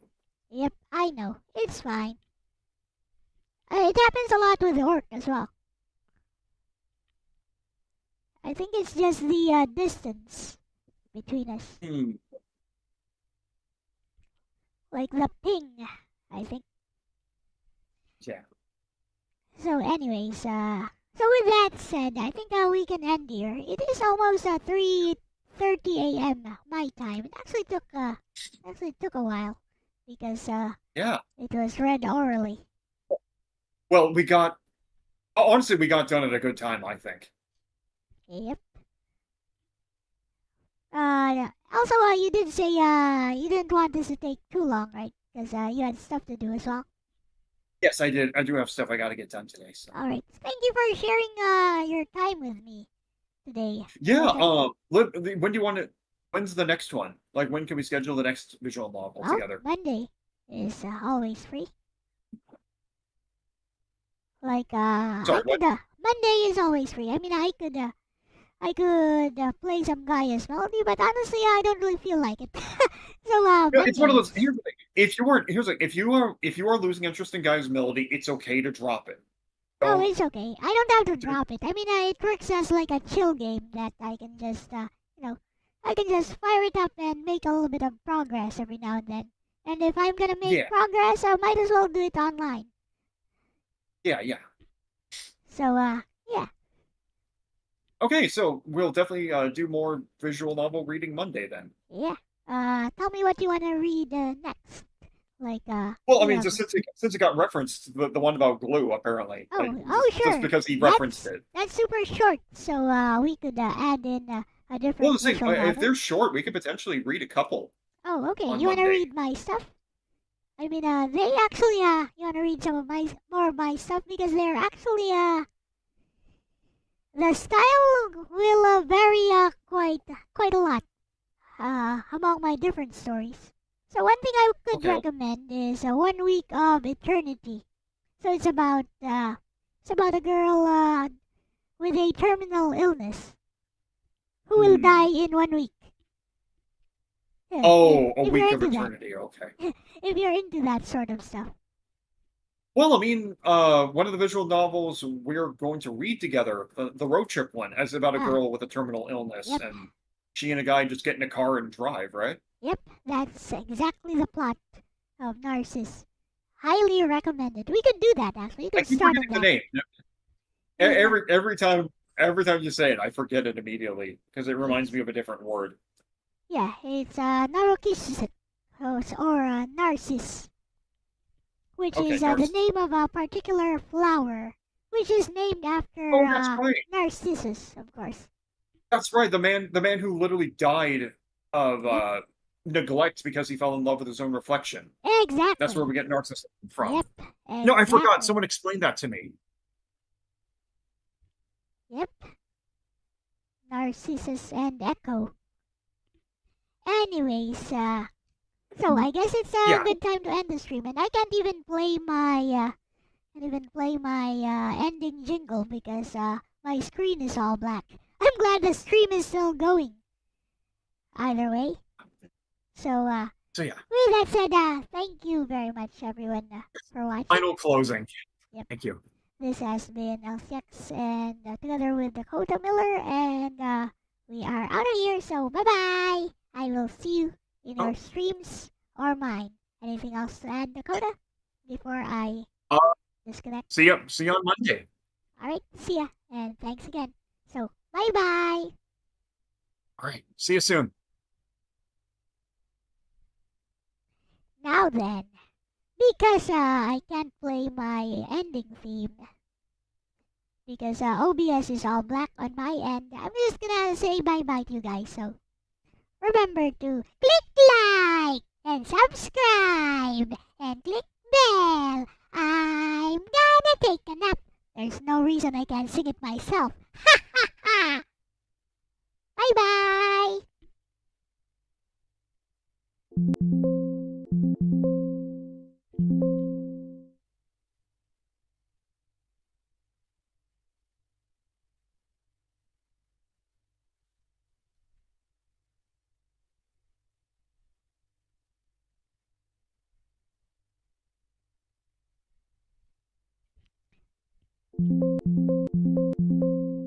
I can't find the button.